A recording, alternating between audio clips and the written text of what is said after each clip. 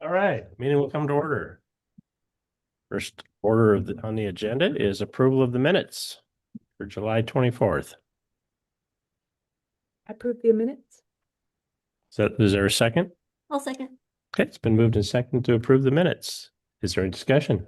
No discussion. All those in favor say aye. Aye. Opposed? Carries. Public comment. Is there any comments from the public that is not on the agenda tonight? Is there anybody online? All right. Next item is housing panel discussion. Nicole.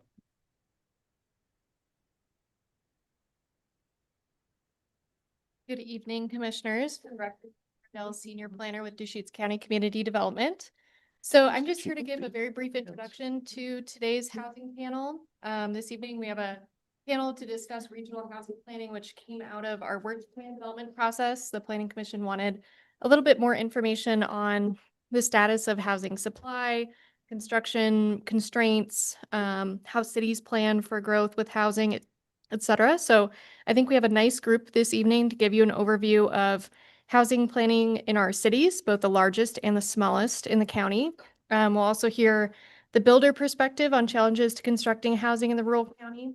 And we also had a welcome late addition that wasn't in your packet this evening.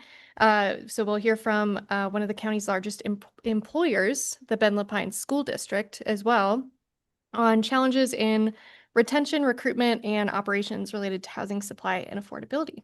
So that's Ryan Kelling will join us this evening as well. So with that, we'll have each speaker come up and give their presentation. And then at the end, we'll have all the speakers up here for the question and answer portion. So with that, I'll turn it over to Brent Bybee, who's kicking us off with the City of Lapine. Great, thank you.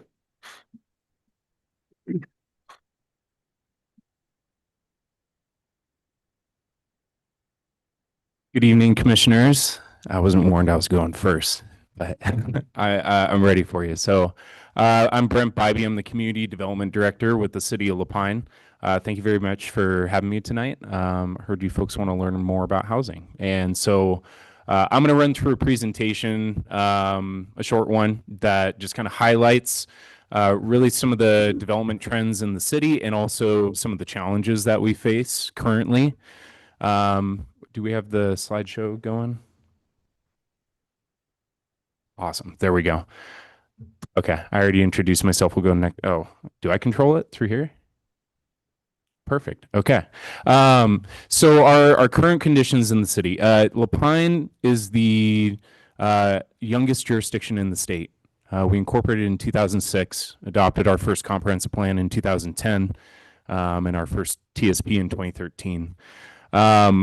With that, we have a lot of growing pains. But the development trends that we're currently seeing in the city, and this is from a lot of our comprehensive plan work that was completed recently, we're seeing mostly single-family residential development, which makes up approximately 72% of the city, which is quite a large number in terms of housing. Multifamily developments are a little bit smaller, but you can see mobile home development is actually one of the higher percentages in the state. When you look around the state, we have quite a few manufactured dwelling parks or RV parks located within the city. A lot of that is due to the recreational nature of the city, but it's also due to income as well. Something when we went through and analyzed where people were living and working in the city, it was alarming. You can see the numbers on your screen. 1,000. I can't see it exactly from here. 1,500 and is that 69? Are incoming into the city every day for work, and then about 859 are leaving Lapine for work. Only 94 people live and work in Lapine. Those numbers are based on the 2020 census that was completed. Obviously, those numbers have changed since then. We have a larger population. The census back then took into account 2,400 residents, but now we have closer to 3,200 residents within the city. So I'm going to chat about a couple areas of the city. Since we are one of the younger cities in the state, when we incorporated, we ensured that there was enough lands within the city to fill a 20-year supply. One of those sections of town was the Newberry neighborhood, and we actually title it the Newberry neighborhood overlay zone, and it was a master planned area that was completed by Deschutes County in 2003. It contains approximately 340 acres of undeveloped residential land, bare land. It's been master planned and it could be developed at any time. One of the questions you may ask as we go through this is why is this still bare land? Why is it not being built on? We kind of go at the speed of whenever developers come, and the land is currently owned by the county. Developers will approach the county as it becomes available and purchase the land and develop it. But it really is at the will of, okay, what developer is going to decide to come and build within this master planned area. We have been working with the county to, at a future date, update the master plan for that area. Right now, our code criteria for it is a little bit janky, to say the least. It could be smoother.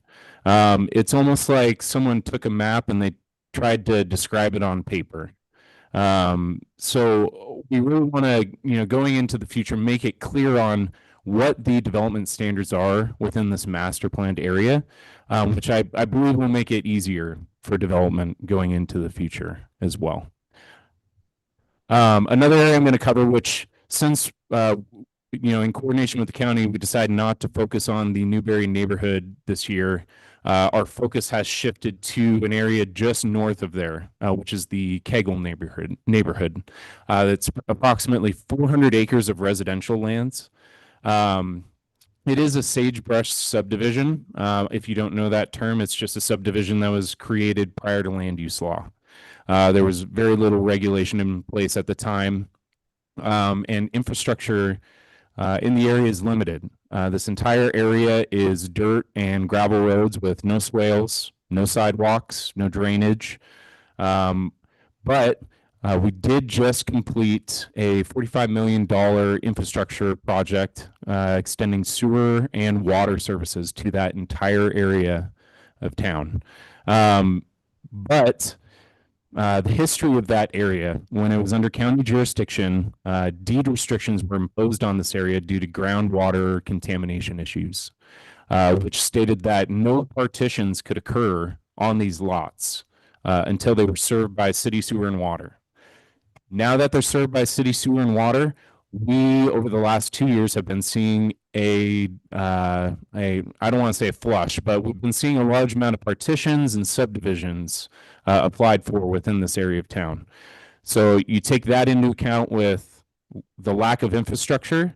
We are going to be pursuing an infill development plan this next year, which would be a public engagement workshop that we'll be holding with the public and the residents in the area to see how we can better plan for this area and what tools do we need to utilize to address infrastructure going into the future. Because right now, as partitions and land divisions are proposed, that's the only time that we can require public improvements. We can't require it with single family dwelling approvals because those are ministerial zoning permits that look at very limited criteria. The next slide. So the yellow portion is actually right next to the Kegel area, and it's approximately 95 acres of residential multifamily zoning. It's bare land, but it was owned by BLM and has recently been acquired by the Department of State Lands. A recent legislation now allows for entities such as DSL to construct affordable housing projects in the state. So we have been approached by DSL with the intent of developing multifamily affordable housing on this property. We have deep concerns about this. One, Huntington and Burgess. That's a very busy intersection that's controlled by a traffic light. Both those streets are still under county jurisdiction. The city does not own those streets. The other concern is to the southeast And you can see it, it's the intersection of Burgess and 97. Just to the southeast of there, we have a project that's been sitting uncompleted for around 3-4 years now. And if you've driven through Lapine, you've seen it. It's the bridge to nowhere. We are hoping to address our transportation infrastructure concerns going into the future, but our pushback, especially on the state, as this multifamily housing development is proposed on this property, is okay, we understand and we identify that we have a need for housing in our community. But what are you going to do about these issues that we have currently, not only on our county roads, but a state road where a project failed and has been sitting for 3 to 4 years now? So we'll see as that progresses what happens. It'll be interesting to see what happens, but you can kind of see a trend of where a lot of our housing issues as a smaller and young communities stem from. It's mainly infrastructure. So really the solutions for us for housing in our community are really centered around updated infrastructure, which right now it is developer driven. The cities, we don't necessarily have the dollars to go out and construct this infrastructure. And a lot of tools that other jurisdictions will utilize are SDC waivers. We can't do that. We don't have the ability to waive those SDC funds. We need those dollars to be able to address the infrastructure that we already have and the effects of development as they come. That's a tool that whenever we go to the state planning conference, everyone throws that around as a nice, benefit, but the smaller jurisdictions don't have that option in the state. Some other solutions include updating our long-range plans. We just finished updating our comprehensive plan, the Lapine 2045 comprehensive plan, which was adopted in June by the city. We're very happy with that project. We were just notified that we did win the excellence in planning for a small jurisdiction with OAPA. So we're very happy that that project is completed, and it really gets the city into a better position where we're able to start addressing these concerns such as housing or infrastructure from a better stance with updated policies. Another update that we're going to be completing is an update to our transportation system plan. Things are a little bit on hold right now due to funding at the state level with ODOT. We were accepted through the TGM grant program to update our entire TSP, but things have been on hold a little bit. So we're kind of waiting for things to play out once things get figured out at the state level.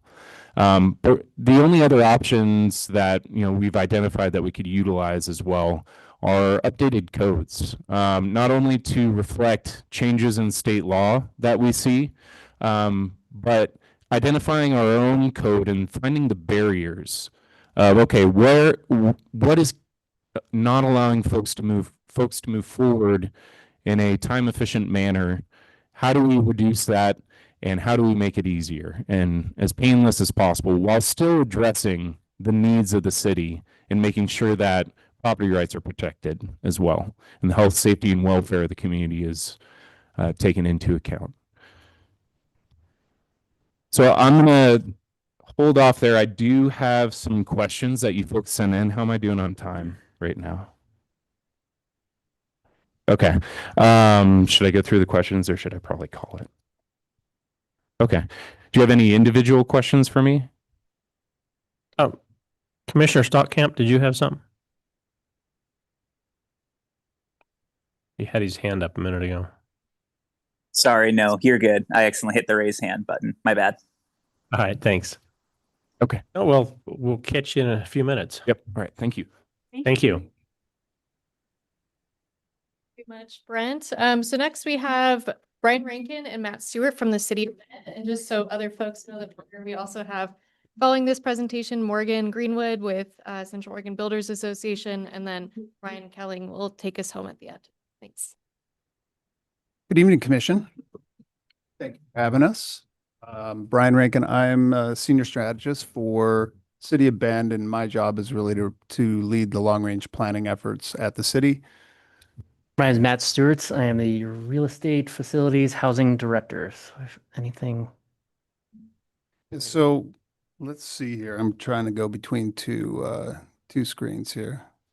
We pull that presentation up. Thank you. So what we want to cover tonight, we have a lot of content in our slides. We're going to try to go through them quickly, but you'll have the content for afterwards. If you're curious, and always feel free to reach out to us, City of Bend, either through Nicole or even directly. So we want to talk just kind of in a nutshell, our current policy level growth strategy that's kind of reflected by some of the work that was done in 2016 around our urban growth boundary. So that's kind of helped us get where we are today. Drivers for housing production and some recent work, and a little bit of updates on some of the recent developments that we've seen in our UGB expansion areas, as well as what you might see when you're driving around town.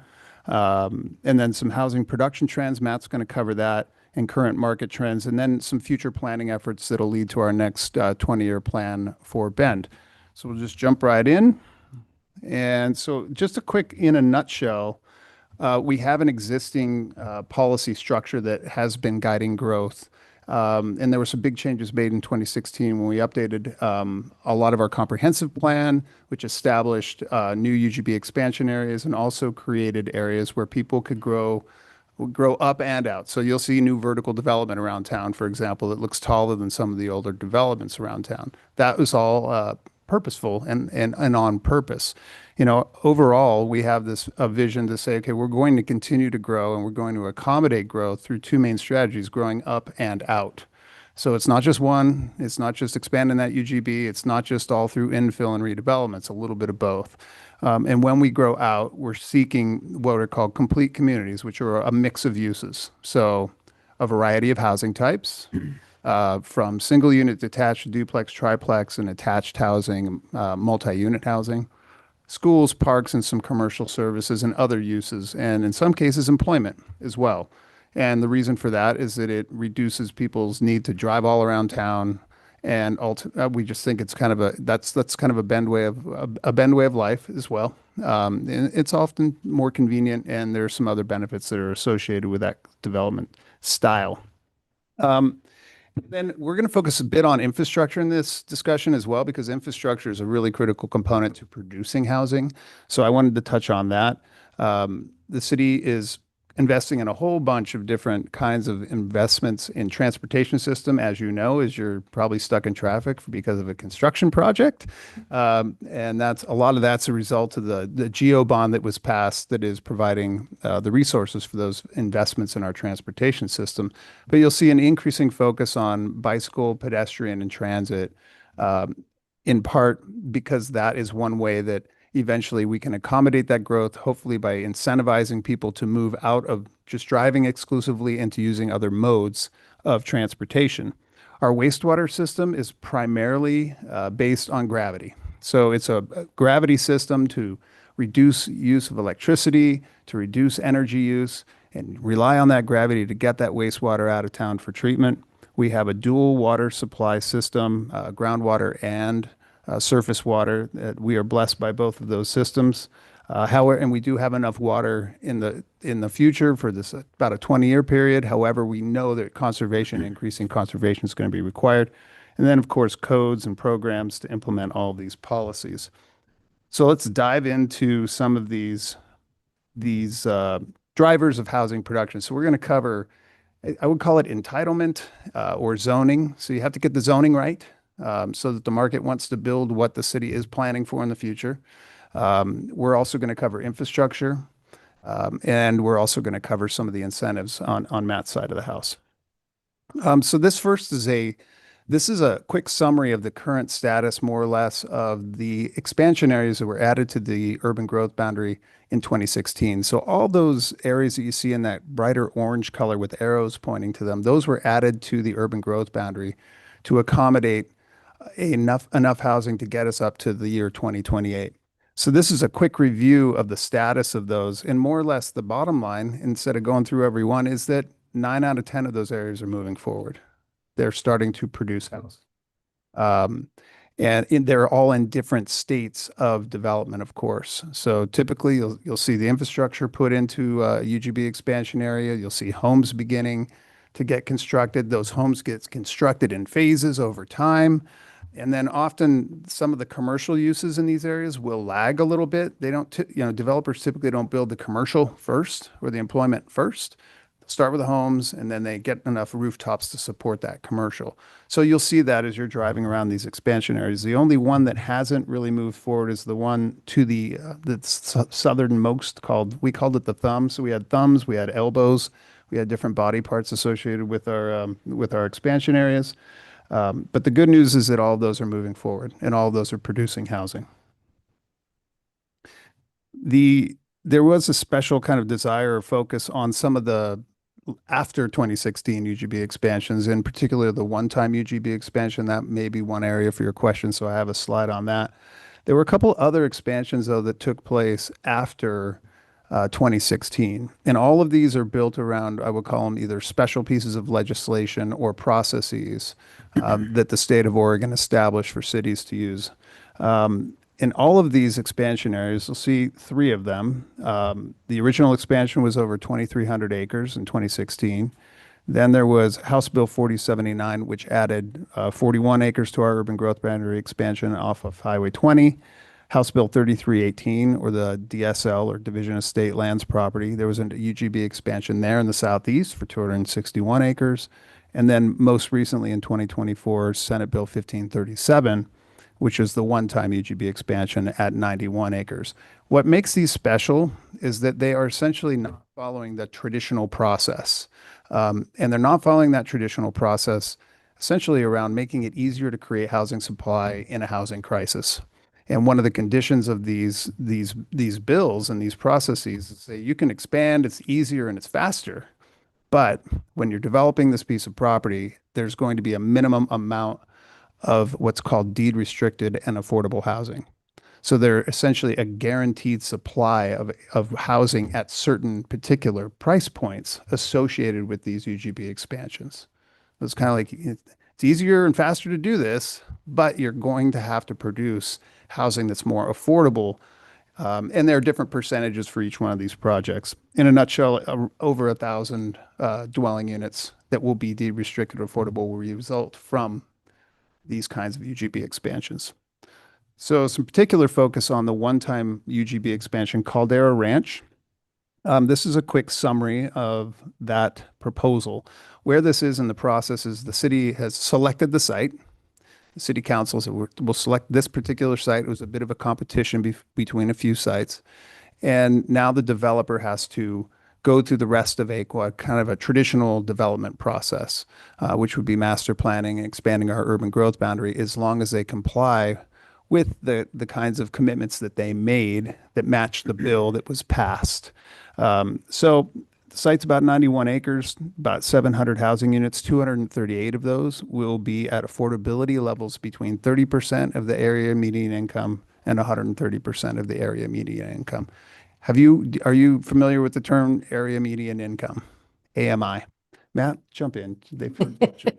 So that's established by the Housing Urban Development Group from the feds, but that is where we kind of develop the threshold for affordability when we talk about deed restriction or not. So we define affordable housing as 80% and 60% of the AMI. I have a slide, I'll go through it, but for City of Bend, our average median income is about $123,000. So that is where we sort of say the threshold of when you're kind of cost burden and when you're not within the community.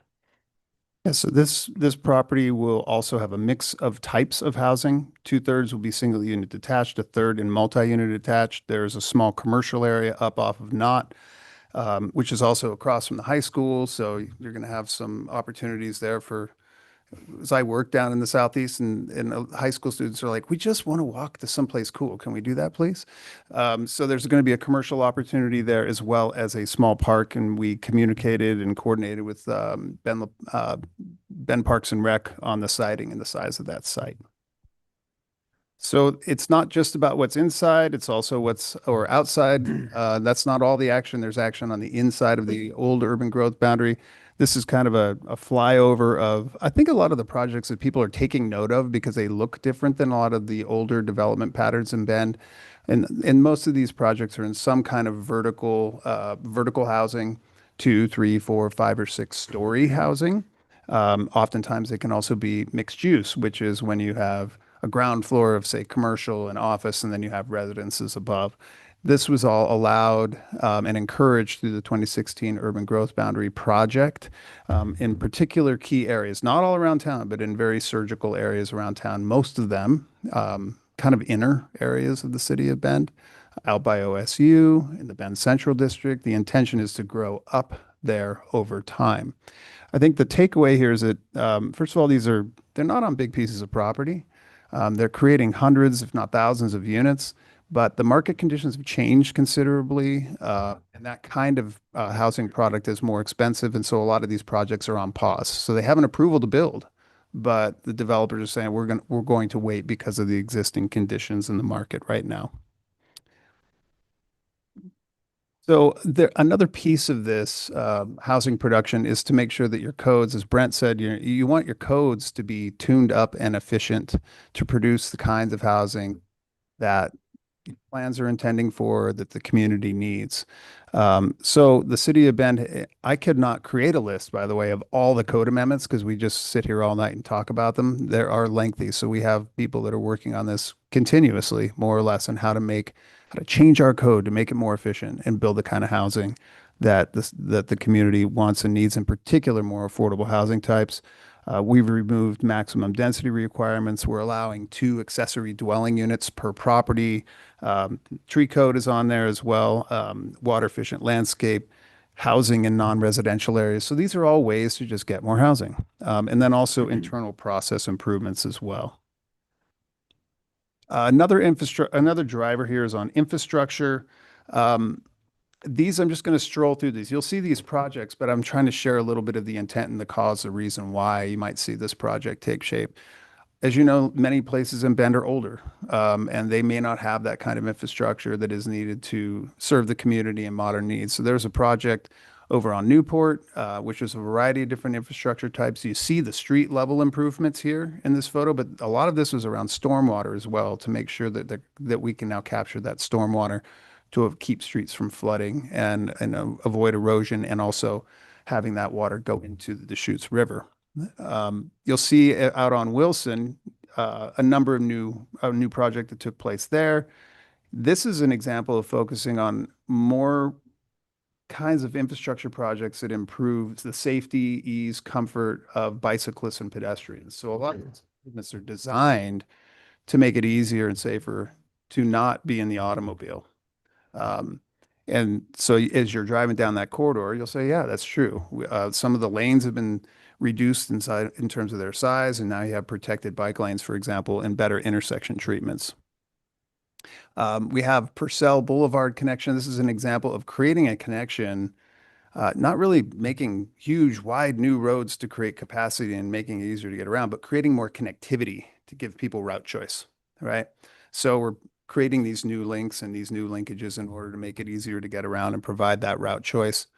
And then an example of the new 2nd Street. This is in the Bend Central District. This is an area that we had planned and have policies to encourage redevelopment and vertical mixed use. However, it needs some help. It's an older industrial part of town. And so there are groups that we need to invest in this. And by investing, you reduce the cost to develop. And by reducing the cost to develop, you create an incentive for the private market to move forward. So you have complete sidewalk systems, new streets there, and other ancillary parts of infrastructure to help move in that direction. And then some projects that are related to moving people off of their septic systems and into sewer systems. And when you do that, and the city creates a project, buys down the cost, you also provide that sewer system, and that sewer system does exactly what Brent was talking about, which was when you move off septic and you have, say, a half-acre lot, and then you allow sewer service there, you can build more housing units in an infill situation. So there are multiple benefits for doing this: groundwater, also redevelopment potential in some of those areas.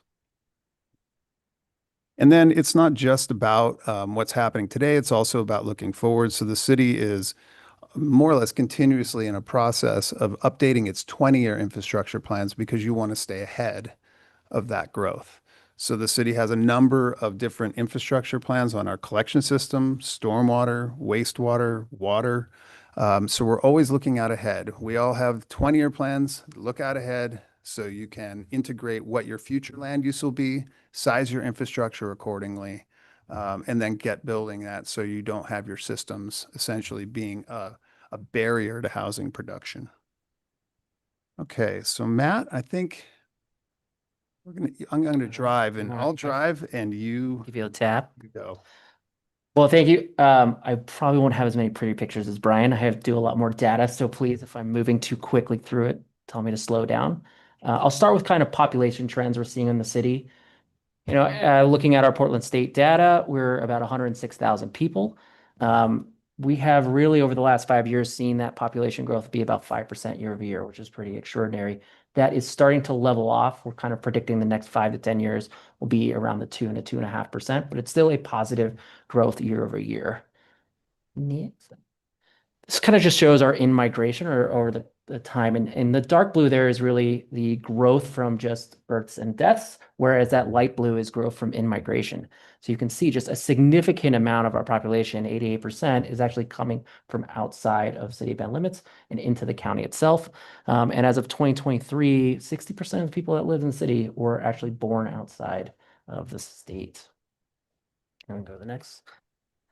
Just geographically, we're looking at really it's Portland and LA area are the biggest ones that we see. And with that being about 22% and 36% coming from those areas as they move in. But this kind of gives you a graphical representation of what you see everyone moving in from to the Bend area.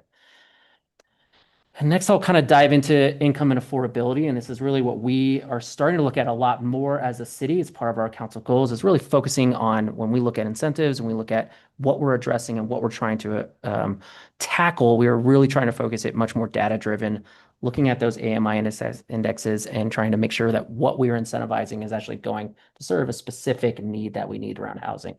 So with that first look, we've taken a look at where the income kind of disproportion is really at. So from 2019 to 2023, we saw a huge shift in where income was in terms of their range. So a massive jump in the people living in the city that earn 100,000 or more over the last 5 years. We've seen a little bit of reduction that can obviously be tied to some wage growth, but we've seen a huge shift. And again, looking at that in migration, we see a lot of people that have come in that are now making over $100,000 into our community itself.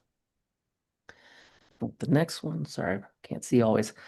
On this graph, it's a little hard to tell, but as part of our targeted sector analysis, we really looked at what was the jobs that we can actually afford to live in Bend. So we've been focusing, when we did our site-specific TIF last year, we really honed in on what does it cost and how much do you need to make to live and afford a house and not be cost burden. And I'll explain that a little later, but cost burden just means 30 to 33% of your income goes to housing. Anything more than that, your cost burden. Anything more than 50%, we call severe cost burden. So at this rate, you really need to be able to make just over $30 an hour. That's about $72,000 a year. And if you look at our average median occupations, almost 7 or 8 out of 10 of those occupations don't have a median wage enough to be able to afford that. Kind of an interesting statistic. I mentioned the targeted sector analysis and kind of what Brent was talking about. When we did that earlier, we saw about 50% of our working population comes from outside the city and into the city. And we've seen over 25%, closer to 30% of our population is actually working remote. So going back to that sort of income discrepancy of making 100,000 more, we can kind of see where we have some items to address when it comes to housing and our income streams. We kind of started looking at what was that discrepancy between what you can afford to rent, and we kind of broke it down between single family and multifamily. So we're still heavily single family dominant. However, we've been adding significantly to the multifamily over the last 5 to 10 years. And actually in the last 5 years, 50% of our multifamily stock was constructed. So we're really seeing that shift. Under this graphic, if you look at that yellow line, that's sort of the median income for a renter. And we can see the apartments, which is that dark blue line, kind of they're starting to come closer together. And that's a really good sign that we're starting to see median income and average price for apartments sort of coming together. That means our supply and demand is kind of meeting where our market needs are. However, you can see that jump for if someone's trying to rent a single family home, which is still our dominant stock in Bend, that the cost difference there is significant. So the ability, while it's improving and getting better for an apartment, someone who might have a larger family or needs a single family home, that is becoming much more greater disparity for them to address. And if we look at it from just housing type, you can see just the cost that accelerated for a single family home, especially in the renters. While we saw all that during the COVID for rental housing, like citywide, we really saw a significant jump in the cost to rent a single family home in the city jump significantly. So again, that huge gap that we're seeing between the two product types. And while we're doing well with the multifamily, there's still that demand for the single family for rental market.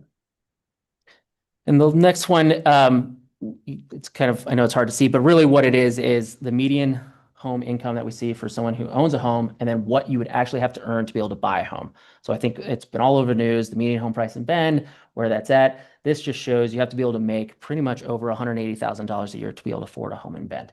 And where our median income is today, there's a significant gap between those two data points. And you can tell coming out of COVID and when we saw those huge increase in populations, that gap is only increasing. And this kind of, like, I have to give credit, Jonathan Taylor in our office been really cranking through the data. This is kind of not a fun one. It's kind of depressing, but it's an interesting one to look at. And what this sort of analyzes is if this is your income range, this is the max affordable house you theoretically could apply if you weren't cost burden. It then calculates all the rental units and renters out there that fit within this kind of income range. And it looks at the homes that were actually sold in 2024.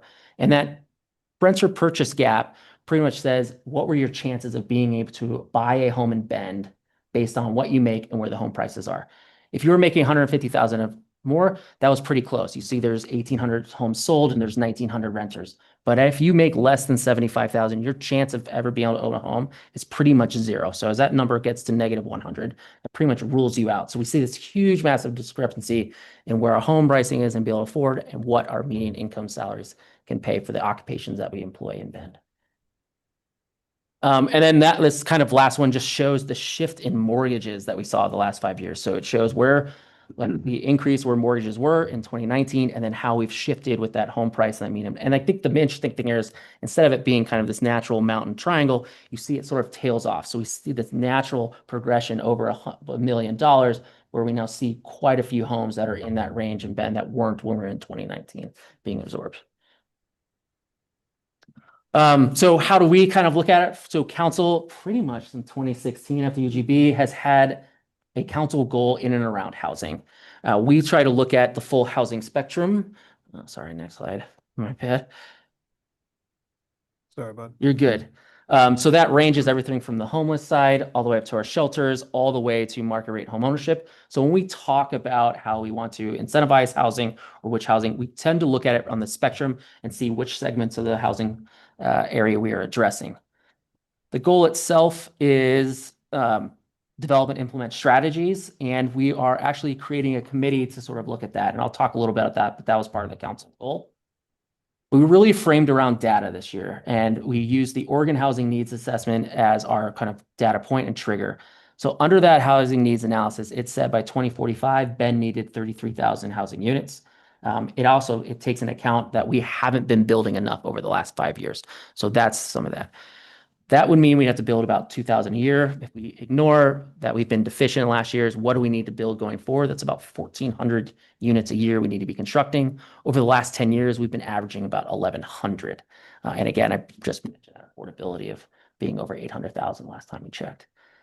Graphically, production-wise, you can see we've been single family dominant in the last 5 years. We started seeing a balance where we start bringing in multifamily more as part of that balance. And multifamily really means anything greater than a fourplex, but we're starting to see a little more balance. But again, our greatest year still was only once at 1,400. We've really only been maintaining about 1,200 a year. So we have to be able to add another 200 to 300 units a year for us to meet our Oregon Housing Needs Assessment or analysis sort of quotation.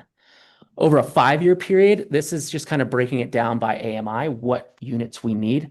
So we have 1,200 units we need over the next 5 years for those earning very low income, 0 to 30%, 31 to 60%, another 1,200, 60 to 80%. And that's really where we get into our deed restricted affordability that we typically do.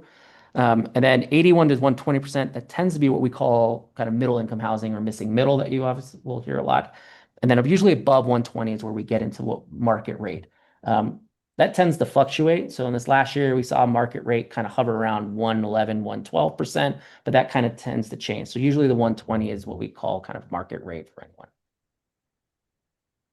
And I mentioned AMI, but I had the table if you wanted to see it. But yes, for a family of four, our AMI is 123,000 a year. So if you were to do a deed restricted apartment unit at 60%, you would only have to pay that price for that housing would need to be 30% of a salary making 48,000. So that's where we use that AMI to sort of utilize deed restricted affordable housing. No, I'm going fast. I apologize. So we do implement a lot of kind of subsidies and incentive tools, and this is where this new home committee is going to look at. The first slide, I'm just breaking down all the different subsidies we've used over the last 20 years that the city has implemented, from CDBG, Community Development Block Grants that's issued by the feds. The city of Bend was one of the first in the state to put their own affordable housing fee. So 1/3% of your building permit fee gets paid, and that goes into a fund that would then subsidize affordable housing. We've surplus properties. We surplus 2 most recently in and around kind of 15th Bear Creek, one to Thistle and Nest and one to Habitat for Humanity for some for sale single family homes. Apologize. We also, when the state implemented the commercial industrial tax, so that's another 1/3% that's applied to commercial industrial permits. That goes into a fund that we can utilize. We utilize a lot of ARPA dollars. We did a pilot program using general fund dollars to support middle income housing projects. We had the multi-unit property tax exemption, or MUPT, that had 4 projects go through. Jack Straw, I know that's in the news a lot, but that was one that utilized that 10-year tax exemption. And then most recently we had what's called a pro housing grant from the from the feds. That was about just over $4 million that we awarded over this last summer to 3 affordable housing projects, deed restricted multifamily. So totaling about 300 units for that one. And then this last year we did what we call site specific TIF. So we use urban renewal on project specific sites to then be able to provide a rebate of the taxes that project may generate to help fund some projects as well. So we did about 1,000 units that we incentivized there. About 20% of them will have an affordability 90% of low of those units. So over 200 units will have that. And the first one actually broke ground this last week. So we're kind of excited that program is kind of taken off as another way for us to utilize our property tax revenue to fund and offset projects. And then lastly, we're hoping, fingers crossed, that this will come through, but we're dealing with state and feds, is a climate action or climate equity and resilience grant. That is $4 million, and it pays up to $20,000 each unit towards permit fees for projects that utilize special carbon materials, carbon reduction materials, and provides some kind of certain size of unit. So we're hoping the DEQ can get us the documentation here soon, but that's more money we'll put out. So this year alone, we've put out over $5 million towards affordable housing deed restricted projects. In the past, we usually average about 1 or 2 million. So we're pretty excited that we have the opportunity to put out almost 10 million if the DEQ grant comes through over this next year towards affordable housing projects. Sorry, a lot. Incentive tools wise, I think I talked through this. We've done expedited route for affordable housing, property tax exemptions. We have density and height bonuses. And Brian was talking about the Bend Central District. So there you can actually get even more height if you can go. System development charge exemptions. We have one pre-approved plan for an ADU. We're actually going out to add more plans to that as a program. So that is out for, I think it's out for design right now to get those ADUs in as another way to support. We have the Building Master Reissue Permit Pilot Program. Essentially, if you're doing a large subdivision, you can just submit once and you don't have to keep submitting over and over if there's any changes, modifications.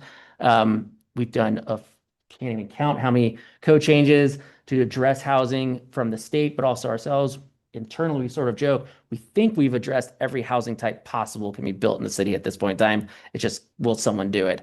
And then, as Brian mentioned, all the UGB expansion areas, the 1 times that we've gone through. All that to say, council has asked us to form a committee to look at how we can fund more programs. So they met for the first time in September. They're going to have their first real substantial meeting in October.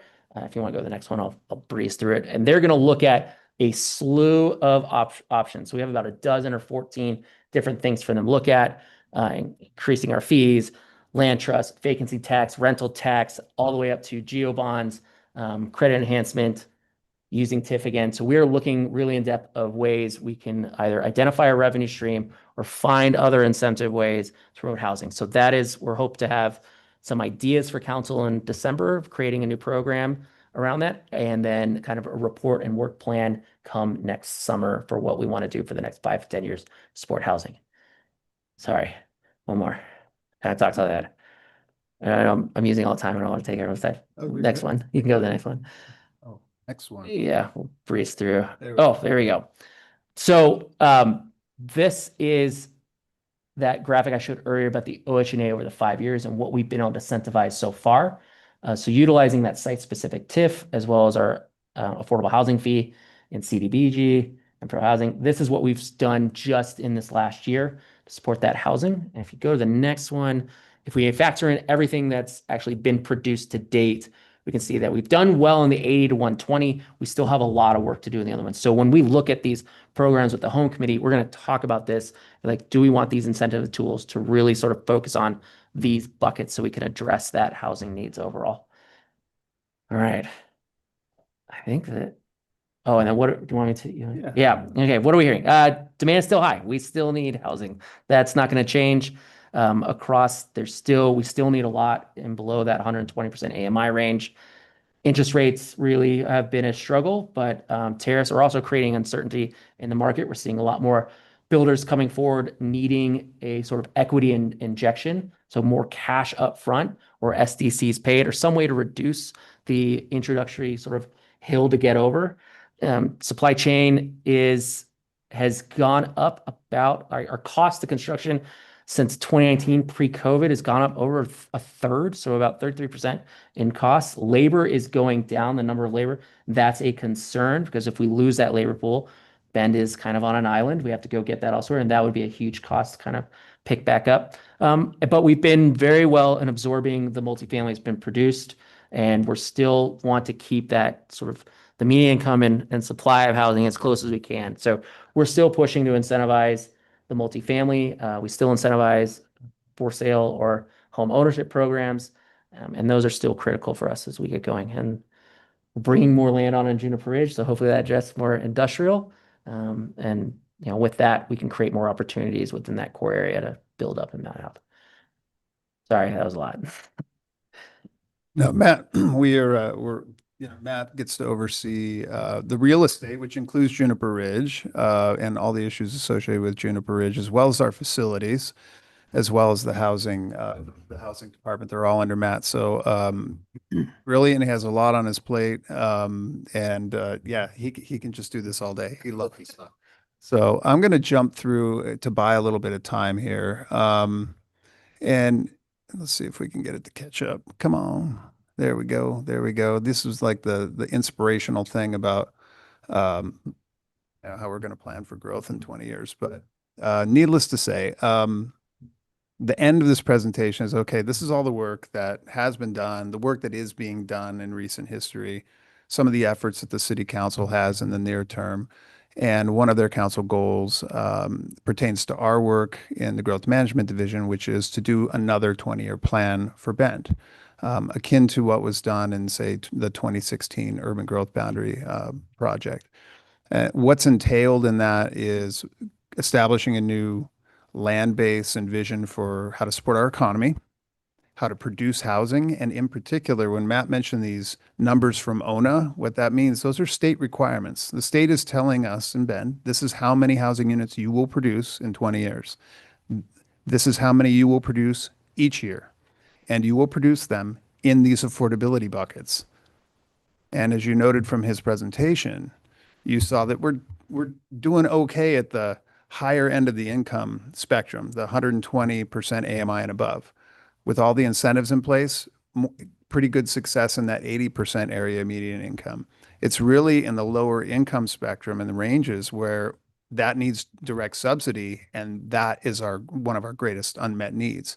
So this plan is going to address this and figure out, okay, how are we going to produce that housing supply for the next 20 years and hit these targets established by the state. So in addition to that, we're going to be tackling another transportation system plan update as well and weave these things together. One of the big changes, and Matt mentioned it in ONA, you'll hear that acronym, Oregon Housing Needs Assessment. That was a big change to state law. And so now it's requiring our housing planning to really be focused on housing production, and affirmatively furthering fair housing goals, as well as affordability.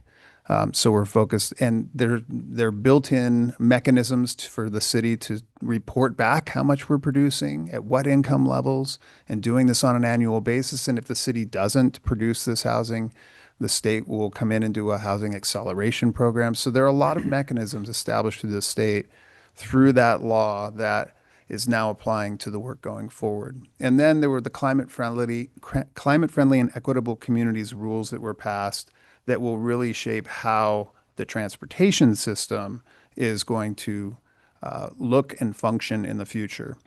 And in essence, to reach climate goals, the city is going to really be investing in more bicycle and pedestrian facilities, not expanding roadways, create new roadways and more connectivity, but you're not taking 27th and, for example, punching on more lanes, for example, or taking roundabouts and really doing those kind of capacity projects you see.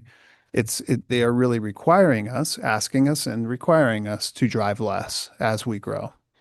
So those are major challenges that face the project. And I think part of this is really to pull everybody together, pull Bendites together, pull all the agencies together, schools, parks, bring the county in, emergency services, and let's figure out, in addition to other partners and stakeholders, and how we're going to grow in the next 20 years. There are a whole bunch of acronyms shown here that represent things that the city has to adopt. And we're essentially going to start that work next year. And I don't want to bore you with all the acronyms or what they mean, but essentially, how much housing do we need? What's our existing capacity? Do we need to expand our urban growth boundary? If so, where? And we're going to be expected to become more efficient and continue to grow up. At the same time, how do we support our economy? And then also, at the same time, we're going to figure out how to design our transportation system to accommodate the next 20 years of growth. So, and ultimately, it's got to all work together and pull together in the same direction. So, sorry to take more time, maybe than we were allocated. How we do, Nicole? We're all right? You're only double. Right. We'll be back for questions. Thank you. Perfect. I have a lot of them. Yeah, right. Brian and Matt. Next, we have Morgan Greenwood with Central Oregon Builders Association.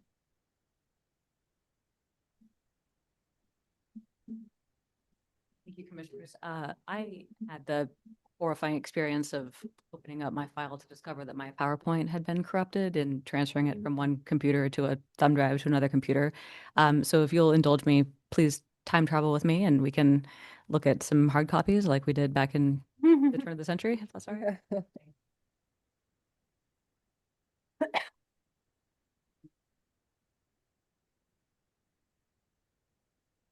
Thank you.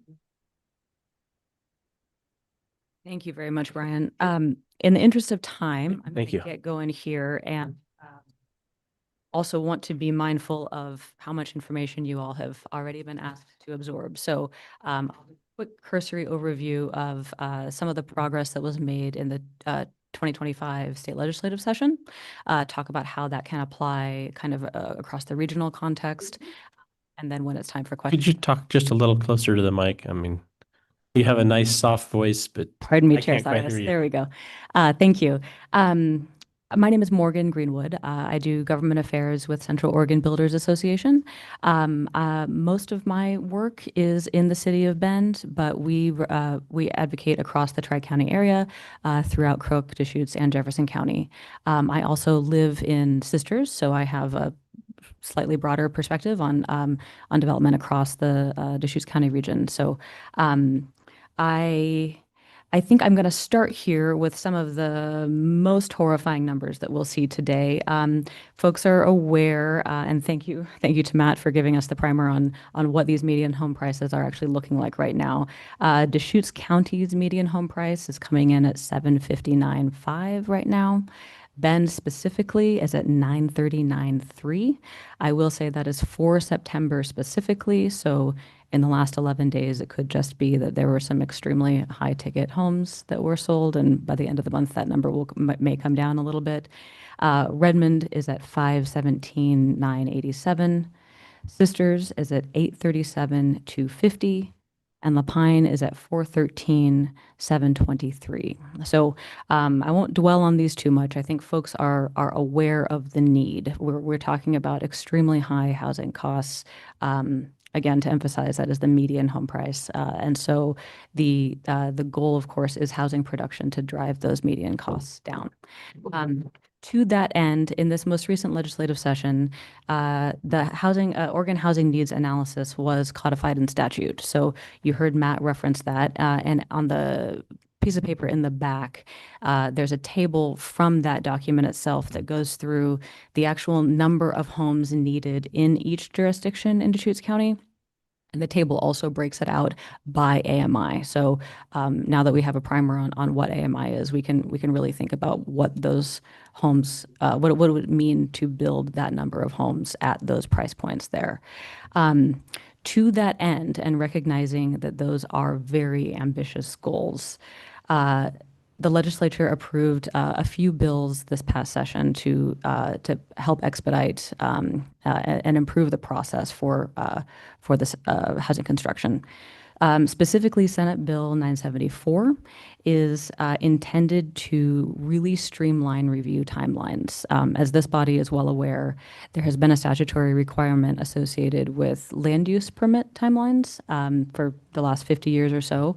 As of July 1st, 2026, there will also be a statutory timeline associated with engineering permits and building permits as well. So as I go through these, I want to just emphasize that the theme that you will see is time. These bills were passed with an acknowledgement that time is expensive. Money is very expensive right now, and so the carrying costs of the loans that developers take out for this housing development is a significant cost, and so any delay that goes into permit review times really has a significant impact on what the ultimate price point of that home is. So, like I say, 974 acknowledges the impediments that are presented by those timelines and assigns a review period with both engineering and building permits. The bill also requires that certain residential development types basically function as limited land use decisions, so that also expedites that review process. And then it also eliminates local governments from applying certain discretionary review. Again, you'll see discretionary review and clear and objective come up as phrases quite a bit. As I'm sure you are well aware, clear and objective standards are going to make the process much more predictable and much more streamlined for applicants. Moving on quickly to House Bill 2138, this talks about middle housing specifically. So the objective of 2138 is really to make it easy to add that density.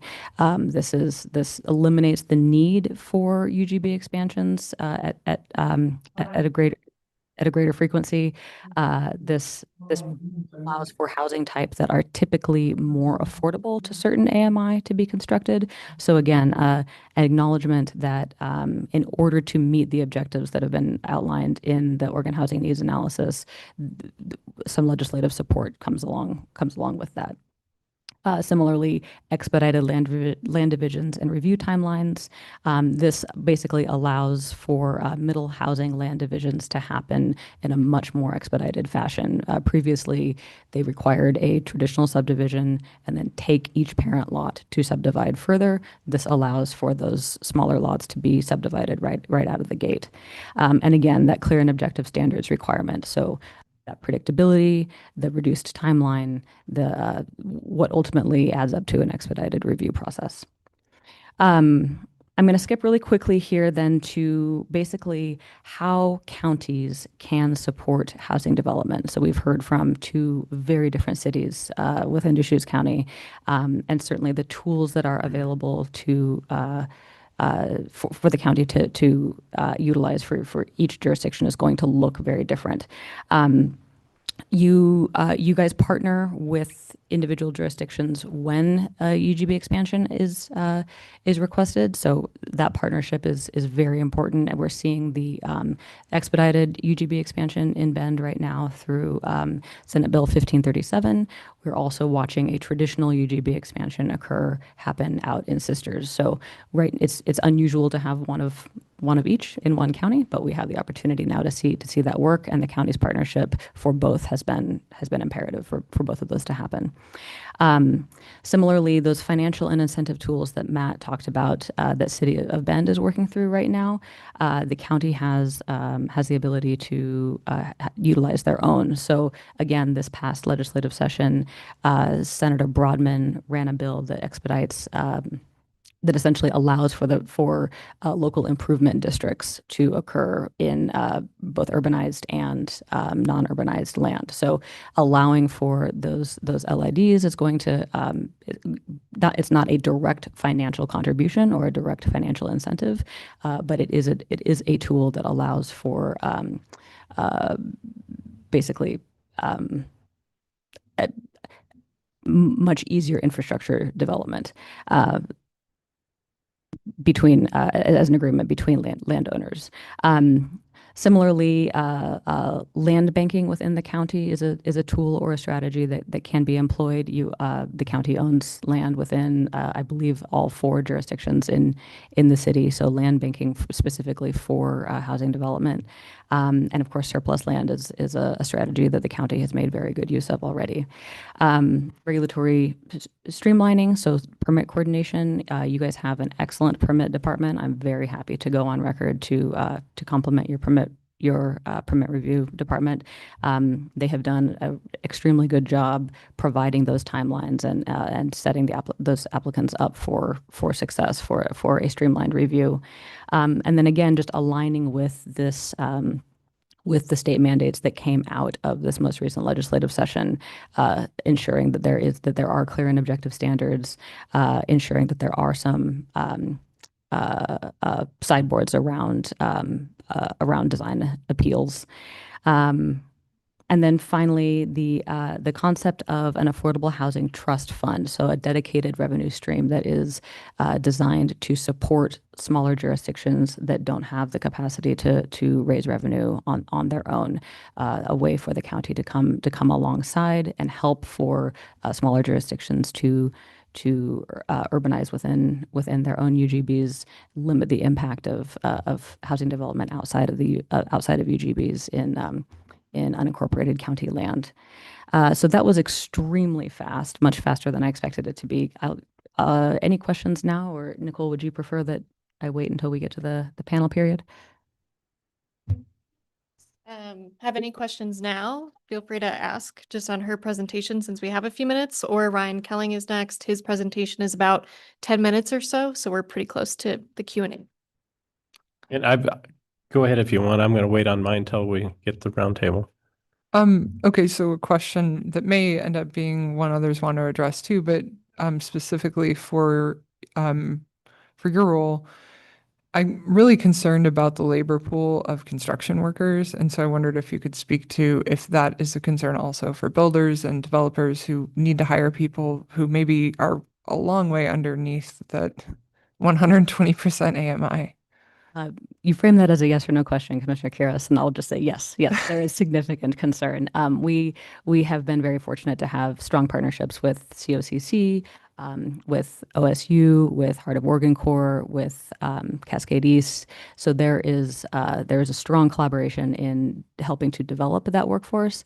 And what we are seeing increasingly is home builders themselves providing their own essentially providing their own workforce housing programs. So as an incentive for employment, down payment assistance on a home built by that employer, et cetera. So yes, we definitely recognize the challenge, and we are trying to be as creative as we can to figure out very local strategies, recognizing that the cavalry is not necessarily coming. Yeah. Thank you. Thank you. All right, thank you, Commissioner. So our final speaker, you've heard his name a few times now, is Ryan Kelling from Bend-LaPine Schools.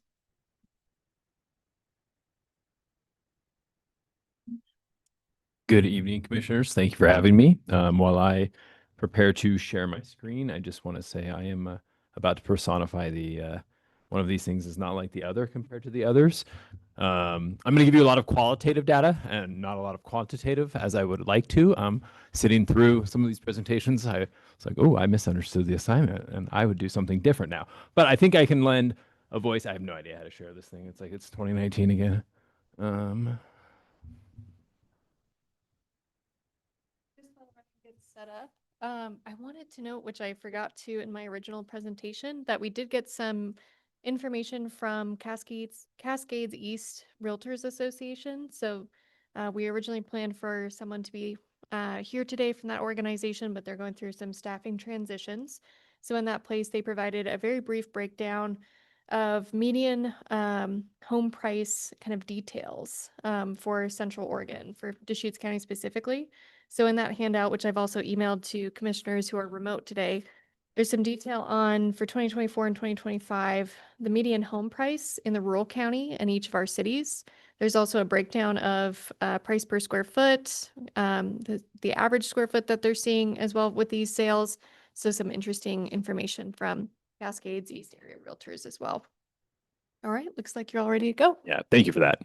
I introduced myself already. Let's keep going. So Bend Lupine Schools, we are the 5th largest school district in Oregon by student population is how that's measured. We have roughly 17,000 students. We have 33 schools within our district and 2 charter schools that we support and support the community as well. We have approximately 2,000 employees. Our employee base is divided into licensed employees, that's teachers and school-based administrators and teaching and learning administrators at the district level, and then non-licensed. And so those are our classified positions, we call them. So maintenance, custodial, nutrition services, transportation, some support staff within the classroom, as well as people like me on the operations side of managing. We encompass about 1,600 square miles. We have 4 schools down in Lupine Elementary, Middle, High School, as well as Roslyn Elementary, school in Sun River, and then the 28 schools here in Bend proper.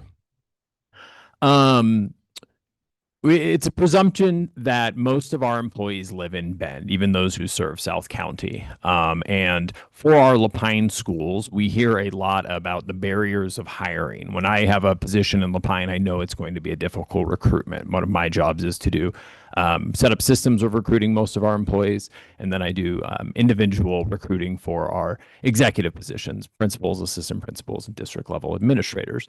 We've hired 3 of our 4 Lupine schools in my tenure in human resources. We've hired principals for them. And the first question I always get is, where will I live? And for educators, there's a predisposition to wanting to live in the community that you serve. So you're duly invested there. And it has been a deterrent. And I prepared Lupine thinking of the rural, and that's the rural that encompasses Bend Lupine schools, of seeing that on the title of the invitation tonight. And so it is a recruitment barrier for us, and people want to live in the community and they don't know where to live, or they have roots in Bend and they're employed here in Bend with us, and an opening in Lupine is an attractive opening, and they don't want to make that commute. Their family's reluctant to move there. The number one reason we hear people don't want to transplant down to South County is the lack of amenities there, the big box retail stores and things like that. And that commute on a daily basis in the early morning hours can be perilous.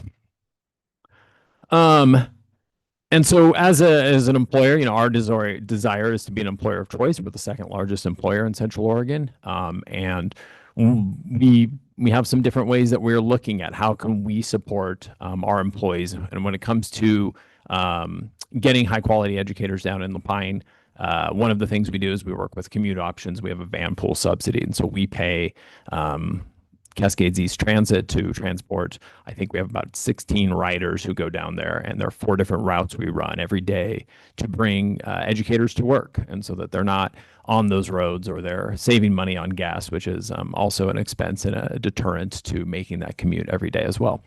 We have a great partnership with Habitat for Humanity. We sold 2 parcels of land, one in Southeast Bend, one in Northwest Bend.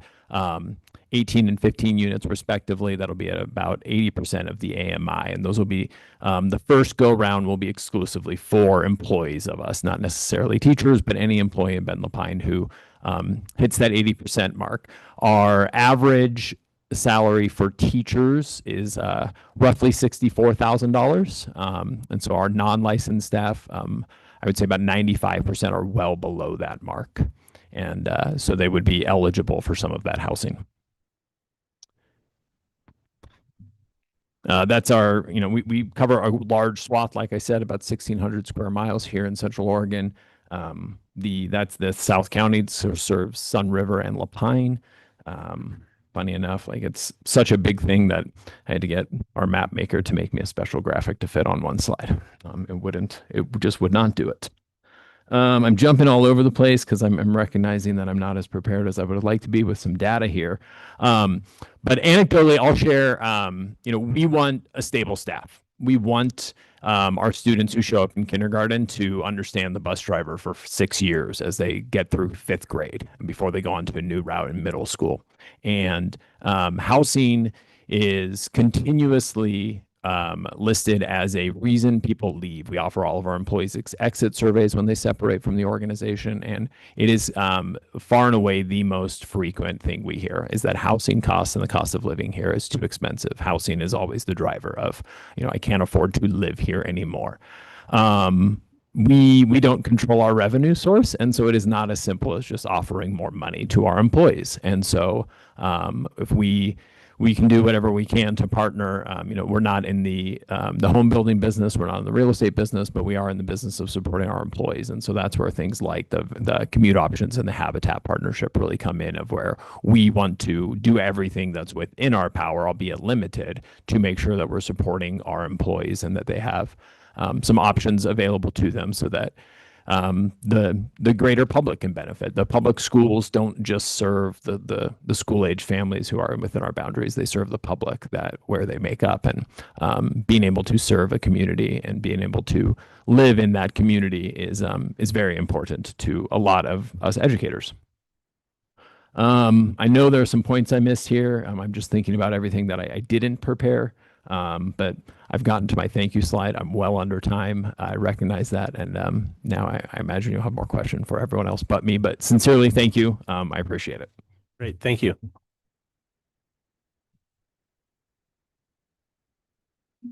And really great hearing a employer perspective as well. So now is the time for Q&A. We have about 15-20 minutes slotted. So we'll hopefully kind of end by about 7. Let's shoot for 7 to 7:15 or so, as I know we have another item this evening. But with that, I'll invite all of our panelists to come up to these tables, and I'll defer to the chair on how you'd like to format the question portion. All right. I know I have a whole list. If anybody else has some questions they'd like to ask, Nathan's got his hand up. Commissioner Can you hear Hofkamp. me? Yeah, can you hear me? Barely. Okay. Is that a little better? Barely better. Okay. All right. Sorry. I'm not sure why. I've got just a couple questions if I can. Go ahead. One fairly specific and one broader. Really interesting stuff. Thanks to the entirety of the panel. And just a question, and maybe for the City of Bend team, Brian and Matt. The one-time urban growth boundary expansions, kind of odd that they're still referred to as one-time when there's been a number of them, several of them. But anyway, the serial one-time UGB expansions. I'm just wondering specifically, and a brief answer is fine. How will that acreage be treated in the new urban growth boundary expansion process relative to, say, the buildable lands inventory or housing needs analysis? I imagine that there's already pretty much some thought given to that. So yeah, just that specific question, and then a more general one, if I may. Good question. And for those, I think Commissioner Hofkamp has a lot of deep knowledge of Oregon planning. So I think what he's alluding to here is when a city prepares to do a 20-year examination of its land need for housing, we take a close look at the current supply. What's our capacity? And so that involves counting up pretty much every single piece of property and estimating how many units are going to be built on that property in a 20-year time horizon. And that gets enshrined in a document called a buildable lands inventory. And so to answer your question directly, Commissioner, is that all of the lands that are inside the urban growth boundary, including the one-time UGB, including Division of State lands, and including 4079, all the land that's inside the urban growth boundary, we estimate its development potential based on its zoning and based on development trends. So all of that will be included in the urban growth boundary. So essentially, if you were to listen to the discussions with our city council, in the kind of deliberations associated with should we do a one-time UGB, should we do a one-time UGB expansion, and some of the other projects that Commissioner Hokamp mentioned, that you're essentially buying down the size of a future expansion in the future when we do this work in the coming years. So, and we also know already, because we've done some preliminary analysis, that we do have good supplies for middle housing. We have good supplies for multi-unit housing. What we're really lacking is that supply for the single unit detached. That is really it's a shortfall, and we've estimated that shortfall between 200 and 700 acres. So to answer your question, the answer is yes, that is all included in our buildable lands inventory. We count that capacity. So essentially a future UGB expansion, to the extent we need one, would be smaller. And these one-time expansions come with the added benefit of having a certain percentage that is guaranteed to be affordable to people making some percentage of the area median income, usually like 80% or less.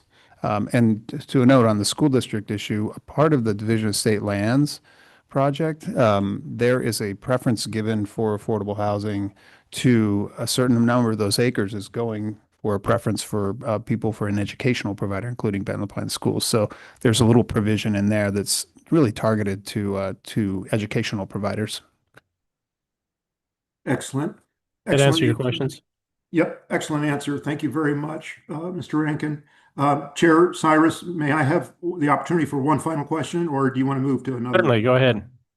So this is a broader one. And I don't know if it's the city of Bend again, aimed primarily at them or whomever, but I find myself in regards to housing and especially after this presentation, thinking about induced demand.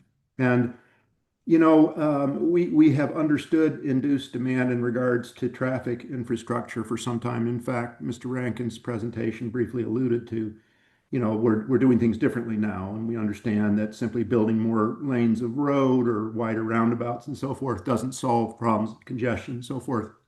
In fact, it probably exacerbates them. So the notion of induced demand with regards to traffic infrastructure is pretty well understood. So I'm just wondering about the same or similar phenomenon of induced demand in regards to building more and more and more residential housing. In other words, will, much of that I find myself wondering, and others I talk to, be snapped up just simply for more second homes, investment properties, long and short-term rentals, and so forth. So do we have, I guess, this general sort of question, do we have evidence that building more won't just provide more opportunities for that kind of investment and speculation? In other words, there are plenty of programs, and you did a nice job of outlining them very quickly, and many of them quite creative, that are subsidies or incentives to developers. But what are the mechanisms or assurances that housing is going to the folks that really need it, like the teachers that were alluded to in the Ben LaPlante Schools portion of the panel presentation? And are you confident in those mechanisms? I'm familiar with deed restrictions, but just generally, how do we know that the housing is going to the people that really need it? Great question. I'll do my best, and feel free to jump in for an assist here. So to your first question, so let's talk about mechanics and what the city regulates and doesn't regulate. So we, for example, have regulations on short-term rentals. And those regulations are based on essentially a density standard. You can have one short-term rental every so many blocks or feet, and I forget exactly, it could be 400, 600, 500. 500 feet. Okay, so there's one way of addressing that particular situation. The city does not regulate who buys and sells their real estate and does not regulate who is essentially purchasing real estate. And I think most of us might be glad that the city's not regulating that. So we do not regulate that.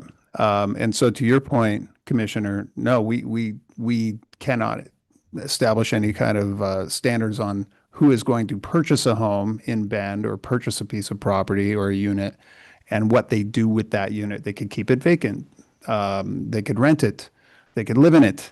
And then that can also change over time. So we don't have regulations there. I think and so I agree with your concern, especially because Bend is a very attractive community and people want to own second homes here. And I think for folks who live here, we see this all the time, right? Many people who actually live here started off by owning a second home here, and then they moved here when they retired or something like that. So we know those stories. The Oregon Housing Need Analysis does something that's different than the prior pre-ONA way that cities planned for housing. It used to be that the state of Oregon or Portland State University said, here's your population estimate, convert that into housing units, plan for that number of dwelling units for the next 20 years.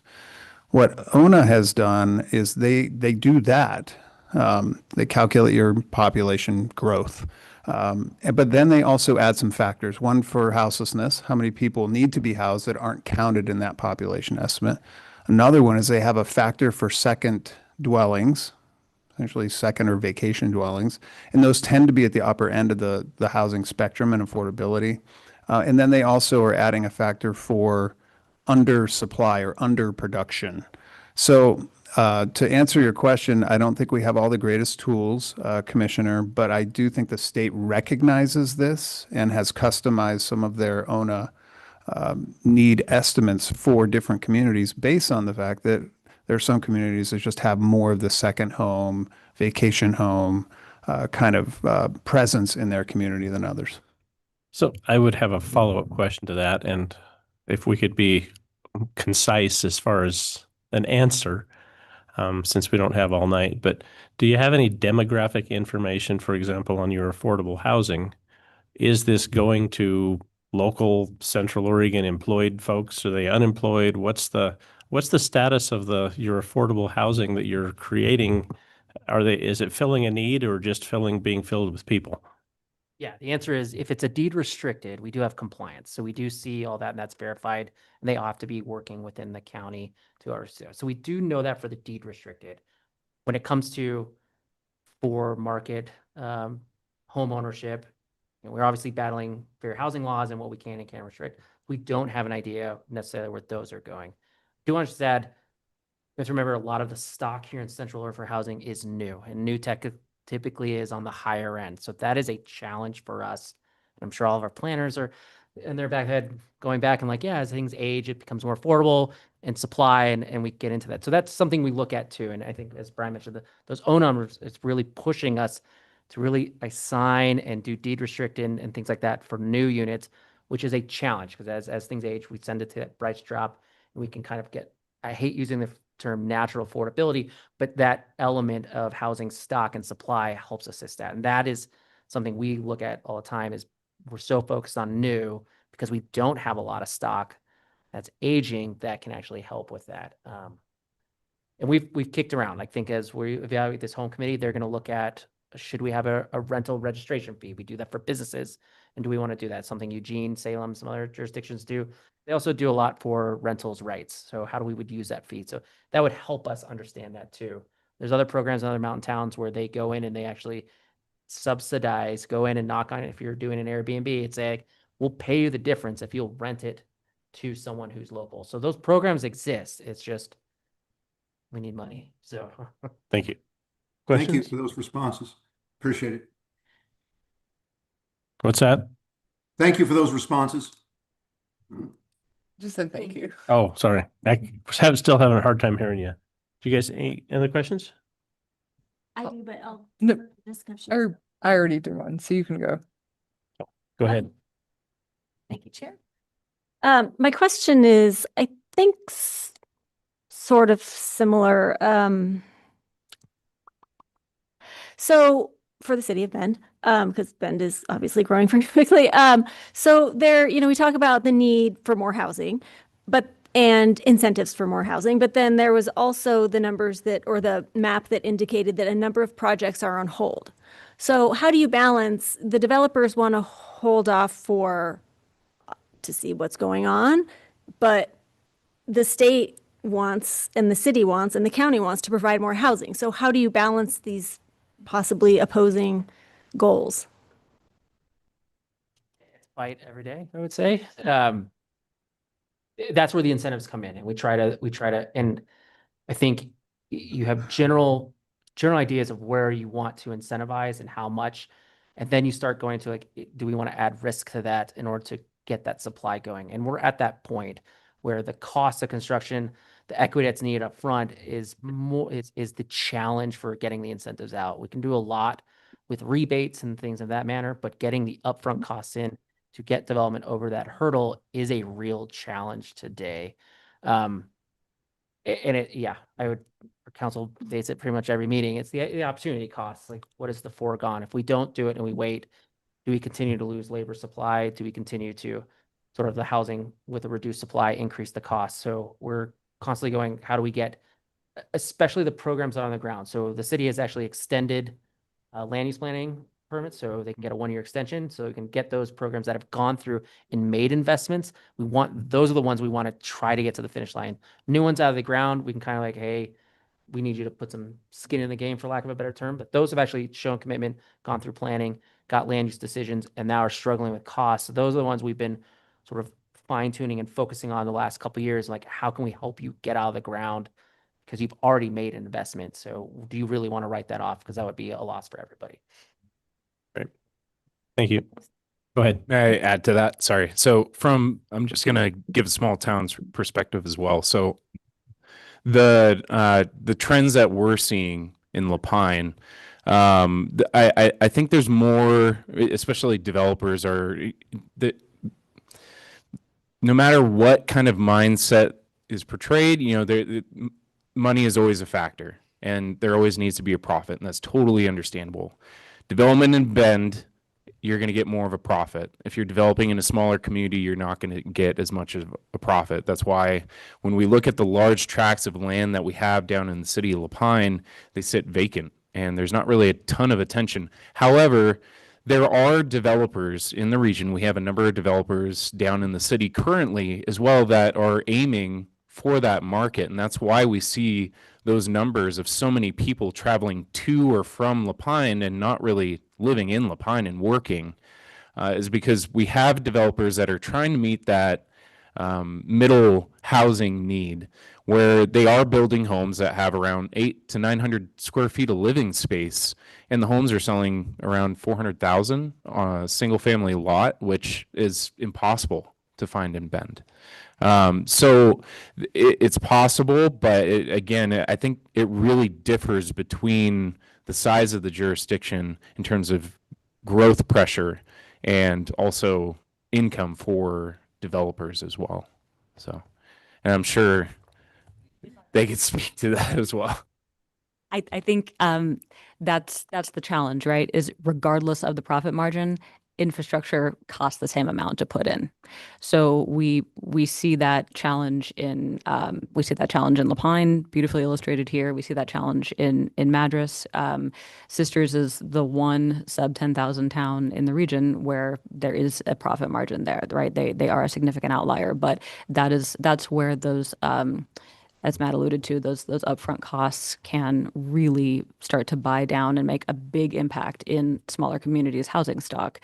If there is that acknowledgement that you're blasting, you're digging the same dirt regardless of what you're ultimately going to be able to sell that home for.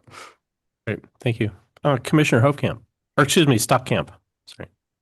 Yeah, I have a question. This is regarding what Deschutes County prepares, the 2024 rural housing profile, because it went into detail on UGBs and unincorporated county. and it was forecasting how in 2022, unincorporated county made up, it was 29% of the county's population. It's just shown to drop off moving forward as UGBs get bigger. And I was just kind of curious on causation for what everyone here as the experts are seeing for why rural, like they're saying right now, the population's about 60,000. And I mean, come 2072, it's saying 61,000. And I'd argue that unincorporated Deschutes County is one of the most desirable places for people to live if they can afford it. So what are some causations for, is it urban growth expansions primarily, why we're not going to see as much rural growth? I'm just curious on your take on that. Who's that directed at? I mean, anyone who wants to take it, because I'm just kind of curious in general. I've asked it to the county planning staff, and I assume Bend City probably knows. I'd be curious what Lapine thinks, because there's a lot of rural housing out there, Morgan Greenwood. So I'm just curious. Yeah, I'll try to take a swing first, and then I'll let Ben go after. So, coming from experience too, I worked Wasco County, Crook County, now City of Lapine. There's immense pressure from the state to protect rural lands and direct development into the urban growth boundaries. They want as much development, as high a density as possible within the cities. When we went through and did our population analysis, and also just, people who are living and working in Lapine, the really interesting part about South County, so within city limits of Lapine, a lot of folks think they live in Lapine, but they actually don't. They're outside in the county. Within city limits, we have a population of about 3,200. If you go out within a 5-mile radius of city limits, it's about 15,000 individuals that live in that area. So it's kind of a matter of time, as the city grows and as the population grows, that urban growth boundary will expand. At this point, we are nowhere near that, given the stock of land that we have currently and our age. But I do foresee expansions occurring in the future into those rural areas of the county, and as services are extended to those areas. Commissioner Kiris? Yeah, that's actually a great segue into my question, which was going to be that just here on the Planning Commission, we hear a lot about just kind of what can we really do as unincorporated county planning people for affordable housing. And sometimes we get these, different discussions in the community about projects that are on rural residential 10-acre plots. And sometimes people discuss those in terms of affordable housing, and others say there's no way that you're going to have an affordable house, meaning in that 80 to 120% range on RR10 at this point. But it occurred to me listening to this, I feel like whenever we do one of these panels, I always learn a bunch of stuff that makes me think about things differently. And I guess I'm wondering if you think about the housing inventory sort of like an ecosystem. So like if there are more houses in that 120 plus range, does that mean that, I'll phrase it differently, if there's not enough in that range, does that mean people with that income level then go and buy houses in the 80 to 120% range and then decrease the inventory available to people that probably need houses in that range? Maybe there is something to be gained for affordable housing by building on RR10. I'm not hoping to make a point or anything here. I'm just really trying to get my head around how that available, how those two things impact each other, just the same way that, in biology class, we learn about how species impact each other. When we do something to one, it affects everybody else. And that's for anybody. Commissioner Kiris, I think you've identified it perfectly. I can speak to that personal experience outside of Deschutes County, working for City of Madras. We had a very, very stagnant multifamily housing supply. The vast majority of the city's housing stock was single family. As a result, there was a significant amount of people that were living in multifamily that would have otherwise living in single family, who would have otherwise moved to multifamily housing and opened up single family housing stock for those who needed it. So I think you're exactly right. There is I love the metaphor of an ecosystem. When you open up a pathway, that's where the flow naturally goes. But recognition that there is a level of stagnation around one housing type or one, I guess, affordability range for purposes of this conversation. Addressing that does have a ripple effect throughout the rest of the income range or housing type stock as well. Yeah. I was nodding because there's the theory of any supply is good when you have a shorter supply. Because if they're able to buy that, then they're opening up things that are smaller, and that's something yes. So our focus is just we don't want to incentivize those when we look at it, but any of that stock right now, and those OHA numbers we showed, greater than 120%, we're not seeing that built within city limits. We see that kind of just on the periphery. So yeah, we still, which everything, yeah. If those can absorb, then other become more available to everyone else. And that might bring things back because what we're seeing built is we're kind of missing the housing that's in the middle there. So we've been really good at single family, we've been really good at multifamily, not so good at duplex attached yet, but we're seeing that kind of come into the market. But we need more of that for the city so we kind of separate the two bookends and kind of address that middle. So Commissioner, and I can address it a little bit, is you're absolutely correct. Regardless of what level home it's being built, there's going to be demand for most of it. And yeah, if families grow and the conditions improve or whatever, and they want to move up, if there's a spot for them to move up to a higher level home, they open up a new home for someone else that maybe wants to move up, which creates a chain reaction all the way down to the smallest, most affordable homes. So rather than, I mean, saying, yes, we have to build more, 50% homes, even if you're building 120% home, you're going to create a chain reaction where you open up ones at the bottom at the same time. I want to put Brian on the spot. Sure, as school districts, if people aren't moving up and out of their house after they have children, that creates a bit of a problem for our attendance. So maybe you can try to pull that. Yeah, that's exactly right. We've seen the Portland State estimate keeps coming up, and it has changed over time from like here is who's moving in to here is who's moving in, and we speculate with school age children. I know I always am curious when a movie van pulls up in my neighborhood. It's like, please have school age children. We need them. We're seeing lower numbers in kindergarten, but then the capture rate over 13, those graduation classes are bigger than the kindergarten classes that preceded them 13 years ago. But yeah, when people graduate, it is less. Where are you going off to college to? Are your parents moving? What's that look like? Other questions? Go for it.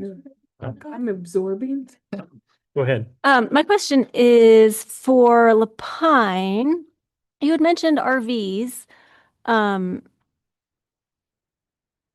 What's the split on RVs on private land versus do you have a number of RV parks? And is that something that the city is considering making more available, building more RV parks? Well, currently, out in the county, there's provisions for having RVs on property now. Right now, most of it is either in approved RV parks or a number of compliance cases.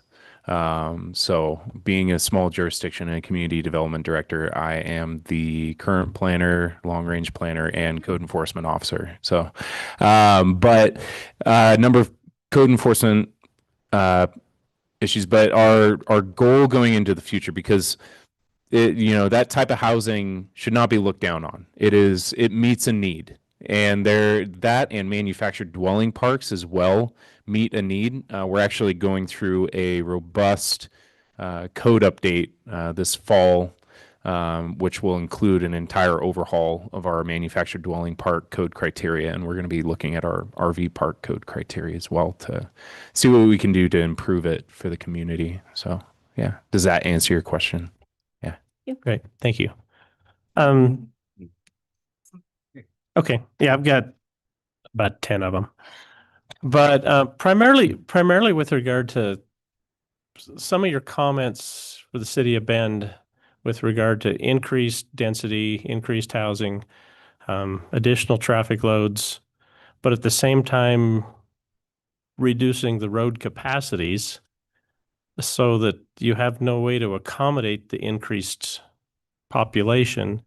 And part of my concern is the fact that Bend seems to have a little bit of a myopic view of it being an island, when in fact it represents roughly half of the population of Deschutes County, and everybody that lives outside the town does business in town, but there's no way to get through town. Your road diets are creating more congestion, and is becoming far less truck friendly. I mean, I've got a CDL and have a semi truck that, I mean, you've got commercial or industrial land on Reed Market that trucks can't make the turns anymore. I guess I'm not following the logic behind trying to eliminate traffic in rural Central Oregon. Bend is, like I say, certainly not an island that nobody comes into or leaves. Maybe you could, I mean, I don't know how anybody can even ask for an expansion of an urban growth boundary and increase your population if you're not going to address traffic. Yeah, and so I think there's, first of all, a regulatory setting. So the city of Bend, being the largest city in Deschutes County, is subject to different sets of laws and rules and some of the other communities in Central Oregon. I mentioned the climate friendly and equitable communities rules. Those are rules that were passed by the state of Oregon that apply to Bend. And I'll just share some of the requirements of those rules. We, the city, in order to achieve the state's GHG reduction requirements, again, through the Oregon legislature, and then DLCD, who passed the rules, said, here's how you will plan for your transportation system. And our city council is subject to those rules. So there's a history in Central Oregon of, we're Central Oregon. We're going to do it the Central Oregon way. We learned this lesson in 2008, 2009 with the urban growth boundary expansion, when we pushed back and said, no, we're different out here. We're going to do our thing. And these rules on density and making changes inside of our city, we're going to grow our way. And we ended up in what's called a remand, which is a legal order from the state of Oregon, which kept us stuck and not expanding our UGB for a better part of a decade. So state law matters. If you don't comply with state law, and these are all legal cases where people can appeal these cases, they take them to the court system if you don't comply with the rules, right? So the rules for climate-friendly and equitable communities, they have targets that the city of Bend has to meet. We have to reduce our reliance on the automobile, and I just got a report on this, by about 11%. So we're going to have to drive 11% less per capita in 20 years than we do today. We're going to have to change our investment strategies in order to make it easier to walk and bike around town. We have to plan for what are called climate-friendly areas. This is where we have to go up and redevelop in order to accommodate 30% of our existing and new dwelling units in the next 20 years. Think about that for a second. That's a lot of redevelopment. And we have to also place affordable housing in these areas. We have to invest more in transportation and commute options programs. So in other words, the state has created a system of laws and rules that the city of Bend now is subject to as we plan for our transportation system. And thus, I'm trying to be clear, it's like, this is obvious where the direction goes. But the conflict that I think a lot of people have is they assume that today is going to be tomorrow. They assume the investments that we're making in these systems aren't going to work. I agree. It is going to be harder to drive. If everyone's driving a big truck or a commercial vehicle around town, there will be more congestion. It will be harder to operate some of these vehicles, but we do design the roads for these kinds of vehicles. I'm not an engineer. I'm not an engineer. Reed Market Road, obviously. And I don't disagree with you. And I'm sure you're really good. But you see where I'm going, which is this isn't always just a matter of local choice and local control. And so we have to figure out as a community, okay, these are the requirements. This is how we're going to produce more housing supply, and we're going to design our transportation system. Let's all work together to figure it out, to figure out the best compromises. And there are approaches that we can take in the future that we're not taking now that don't necessarily mean taking away from travel lanes and critical east-west connections, for example. Maybe we're putting some more of those bicycle and pedestrian facilities on completely separated types of facilities that are much easier for bicyclists and pedestrians to use. Okay, maybe that's the solution. Right now, the solution, it might change and the future might change, and the future of mobility in the time of AI and looking in the next 20 years is going to be different than how we're driving and getting around town today. So I agree with you, but I just wanted to explain it's essentially a set of regulations that we're going to have to figure out how to meet together as we grow and we move forward in our next transportation plan. Well, I guess to follow up on that is how do you accommodate emergency vehicles when you eliminate lanes and there's no place for traffic to pull over when a guy with the red lights is coming through? Well, we coordinate with our emergency services and our fire department and our police department. I've actually worked with these folks on this. And so some of the designs you see, so for example, on Greenwood, the road diet, you've seen that. I'm sure you drive down it all the time. Those are not concrete barricades, for example. Those are barricades that will allow in an emergency situation for emergency vehicles to use that if needed. In speaking with our fire department, they don't have as many problems on the emergency calls as they do on the non-emergency calls where they get stuck in traffic. When they turn the sirens on, they can get people out of the way. They can drive up on curbs if needed. They don't want to, but this is what I've heard from them. And so our engineering department works with them, does the best they can in terms of trying to achieve multiple objectives all at once. Well, and that's a point I have is when you start narrowing the lanes, you don't allow people to, when you got cars parked along the sides, there's no room for the traffic to pull over to make room for the emergency. Sisters did the same problem. They narrowed the road for more sidewalks. Emergency vehicles have to go to the side streets because they can't get through the main street anymore. Because when they turn the lights on, it plugs the street. Yeah, it is a concern. It is a concern. It is something our engineering group is working with all of these different groups to figure out in addition to our emergency services. And there are other potential solutions as well, which is around siting of the facilities so that you don't have to necessarily drive from a fire station on the west side all over to the east side or for the east side to the west side. You can start looking at it through having stations in different locations to reduce response time. So yeah, you might want to spend some more time with your fire department because when you pull an alarm, you pull equipment from every station. Cloverdale responds into Bend part of the time when you have mutual aids. So that might work for a simple ambulance call, but for fire responses, that doesn't work. I'll take your word for it. It's more than in our industrial world as well as what's that? The discussion we have in our industrial world as well as we need more industrial land and what type of industrial is in Bend. We look at what Juniper Ridge is developing. There's no way other than Empire or to get across without having a railroad crossing. And that affects freight in general. They do not like having a railroad crossing. So this affects just our overall development that we think about all the time. Yeah. The other caveat to this is, I'm not going to say Europe is sort of leading the edge in some of this because they have old roads and they've kind of figured out that, but it changes building code as well. So we start seeing the requirements for more sprinklers in smaller and smaller buildings. So yeah, and I like cars. I like having my cars and I like working on cars. And yeah, Bend is not the most friendly for that, but it's, as Brian mentioned, we're dealing with it because it's a state regulated. Right. And just from an overall planning standpoint, if you're going to create an industrial area, it doesn't work very well to create a road diet to access it when you can't get to it with commercial vehicles. Mr. Chair, if I may, it's at 7:20. I know the topic of our panel this evening is housing, so I just wanted to kind of scoop back to the topic of housing. If there are any questions, just that we can stay on track. I think we had said ending between 7:30, defer to the group if you want to keep going, but wanted to focus on housing if possible. They've covered them all, but I mean, that's relevant to the housing is how do you address housing when you can't access them? But go ahead. Question. We sit here I'd like your advice. As we sit here as a panel and we get various kind of questions about how come to our attention about housing and that we have to kind of siphon through and figure out how we can advise the board. And a lot of it to me is like this balance between, we have this affordable affordability problem in town, which is obviously a supply problem that we're hearing.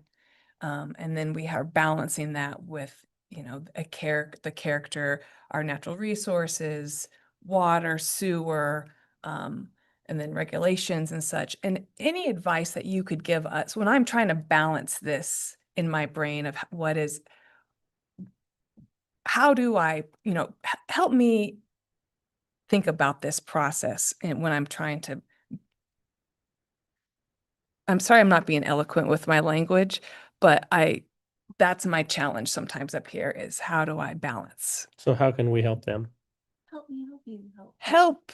you. Yeah, exactly. Like any advice you can give us while we process this kind of thing and then making advice and.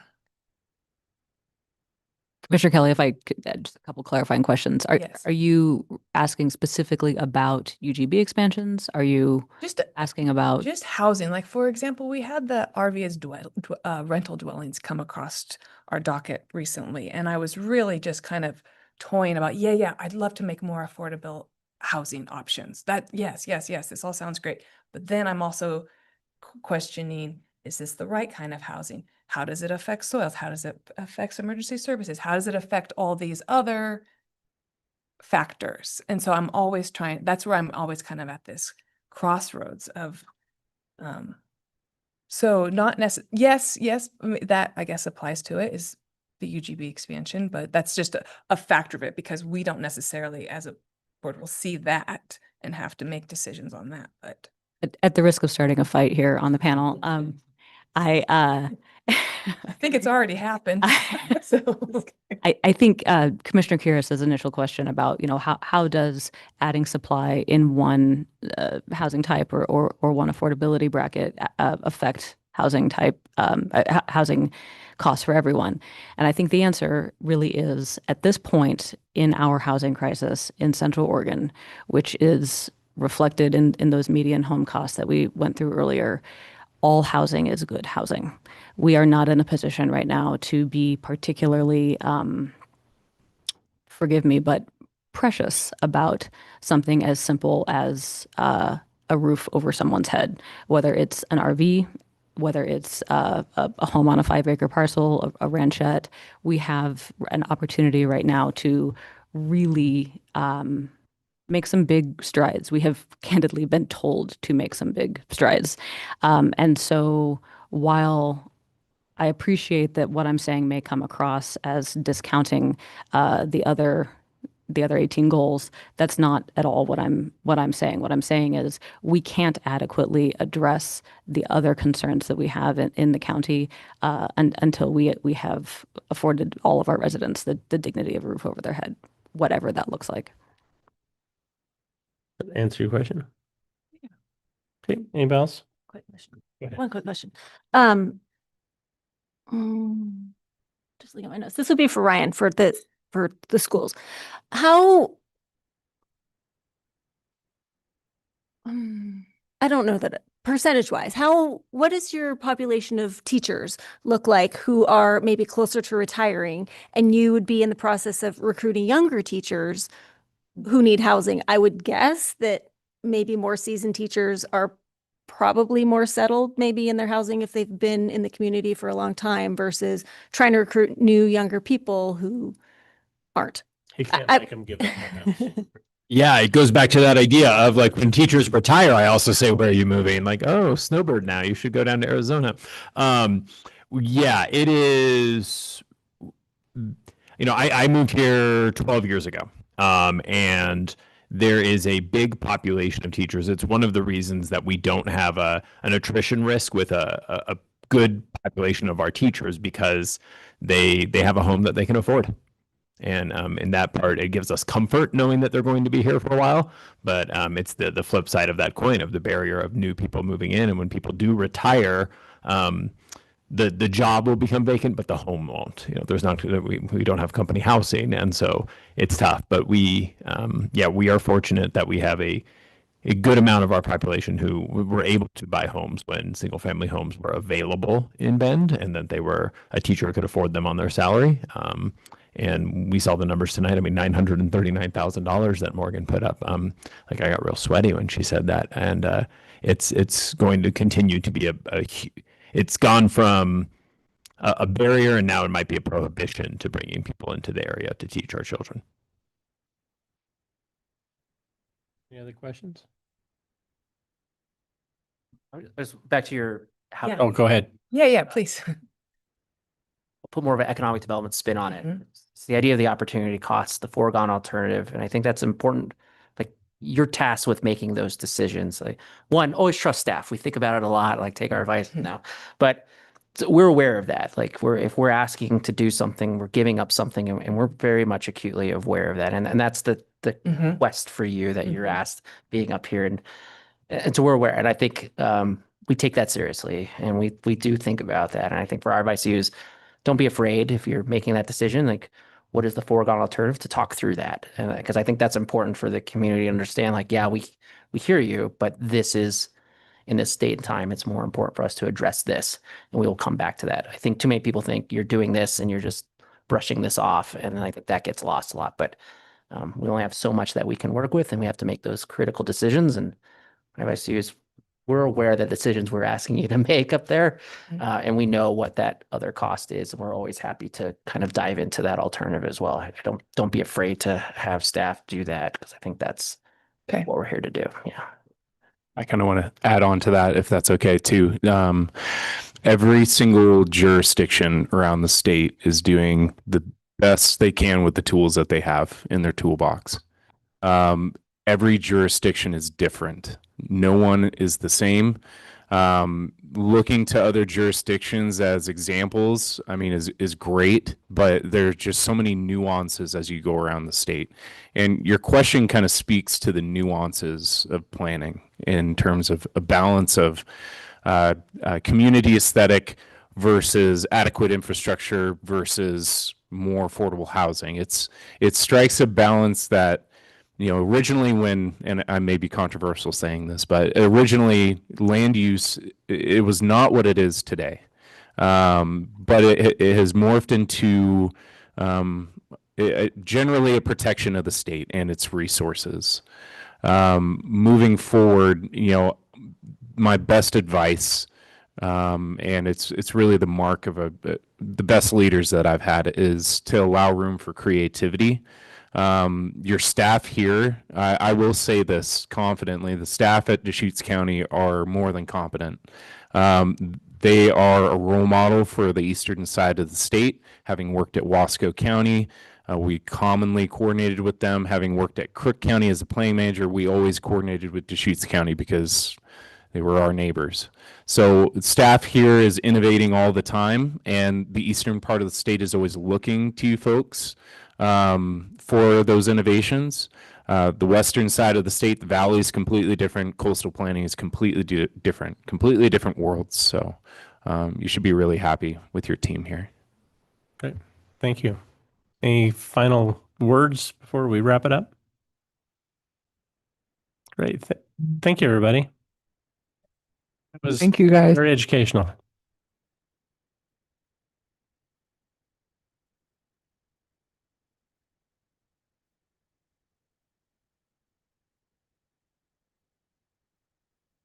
All right. Next on the agenda, we have discussion on a request that we received. Will? Good evening. Your planning manager, Will Groves. Thank you, planning commissioners. We have a request for you to review a hearings officer decision, and that's file 247-2300032 DR and 247-250000093A. This request came from Randy Winlinks, and he was respectfully asking the Planning Commission to review the 2024 and 2025 hearings officers' decisions referenced. Deschutes County Code, Chapter 2.52100, Powers and Duties, grants the Planning Commission discretion for review of hearings officer decisions in accordance with the Deschutes County ordinances. It's important to note that the quasi-judicial quasi judicial review that was originally offered under that was converted in the year 2000 under Ordinance 2000-003 to the ability of the Planning Commission to recommend quasi judicial review to the board. So there was an ordinance in prior to 2000, the Planning Commission would find themselves with some regularity being the appeal body potentially for administrative and hearings officers' decisions.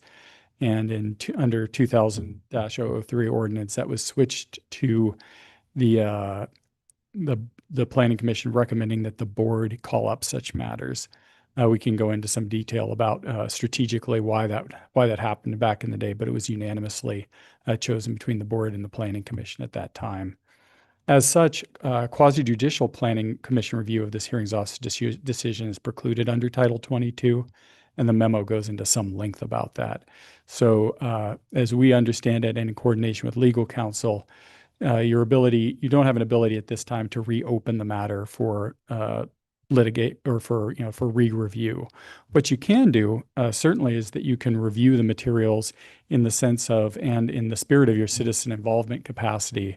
And that would be to have a non-binding informal review of the case and process. And that would be scheduled, if you chose to do this, as a separate agenda item, likely in October. We haven't done one of these, to my knowledge, ever. So we would be making it up as we go. I think there's a lot of value here. You are a citizen involvement body, and a huge part of planning is the decision-making process, both through hearings officers and administratively. And I think there's a lot of value in taking you through those processes so you can both be aware of them. And in particular, in the event that our procedures ordinance, for example, was causing some sort of systematic problem, I think it'd be well within your purview to recommend to the board that, that on a future work plan that some of these things be addressed. And I think a concrete case is a great way to do it. This particular one has a pretty convoluted history. This is one that among the 1,000 or so cases that came through last year, this is going to be one of the harder ones to teach to you. But we've got Caroline House, who was our staff planner, and we can definitely do this and bring to you a presentation about the case, what happened, how that sits in a policy context. That is pretty easy. I think that's pretty straightforward, falls very much in the spirit of the review. I think you may be inclined also to say, well, we'd like to receive some testimony in association with that. We might want to have parties to the case come. And I think there can be some value there. Certainly, we don't want to discourage citizen involvement. At the same time, we want to be careful to avoid the appearance that we're conducting a separate case or a review that is relitigating the facts of the matter. So I think there's a lot of value in, hey, what happened, and should we do something about overall in a policy sense what happens? I think it's going to be important to avoid both the actuality and appearance of relitigating the facts of the case, because that's something that ultimately isn't before you under the current procedures ordinance.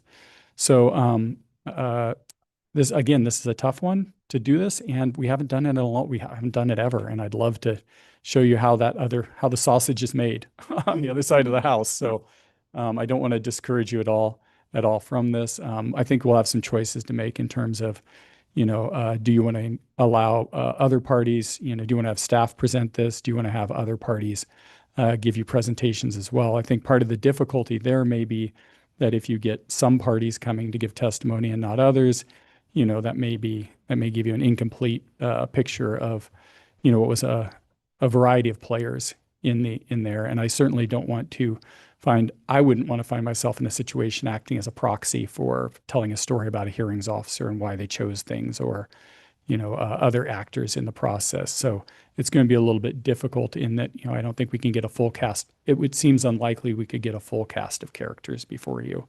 Right now, looking for a little direction from you, if you'd like us to, and we could do this as a multi-step process. You could say first, bring us the case planner and have it teach us, what happened, what's this case about, and what's the context it happened. I was talking to Stephanie today. This is a little bit about, if it's a soccer game, we'll teach you what happened in the game, and we'll teach you about the arena and the rules of the game and, the way that those all came together to produce a particular outcome. I think at the conclusion of that, if you wanted to dig deeper in other ways, we could talk about that as well too.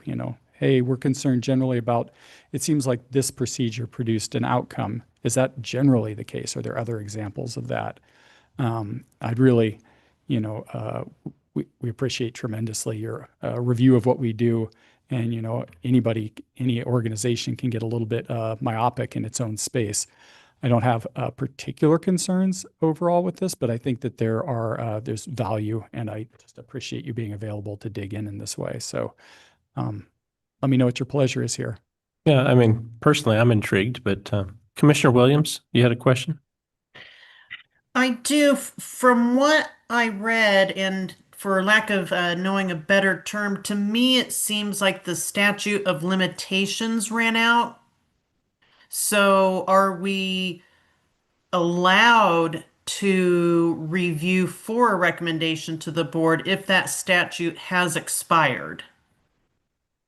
That's a great question, Commissioner, and I'll take a first stab. And Senior Assistant Legal Counsel Stephanie Marshall's here, who's got my back. So the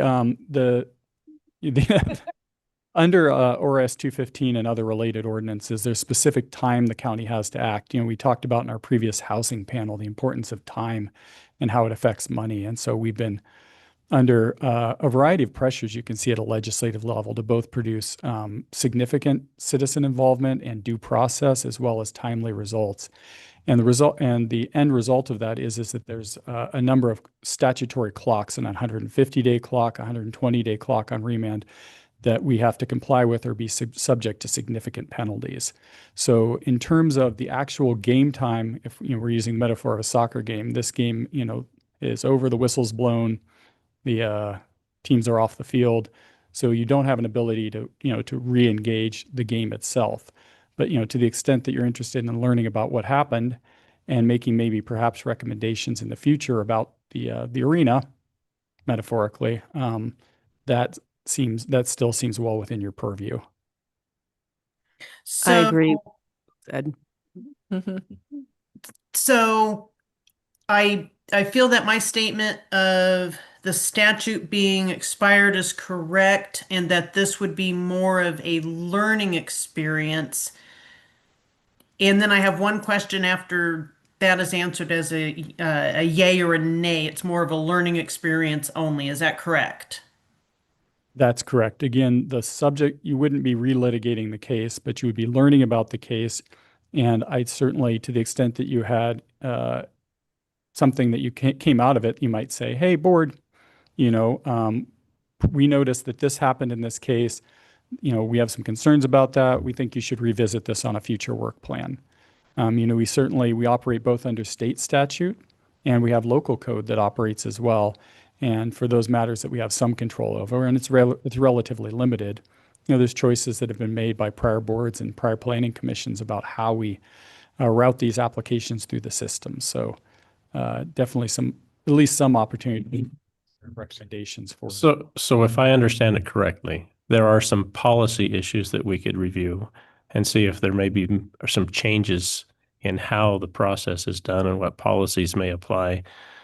And then also, given the fact that this impacted some zoning, it's still not necessarily a completely closed issue, because the board still may wish to or need to weigh in, because if in fact it changed the zone on certain lands based on interpretation, that affects comp plan and could have some other bigger implications that could be something that we may want to weigh in on as far as recommendations to the board.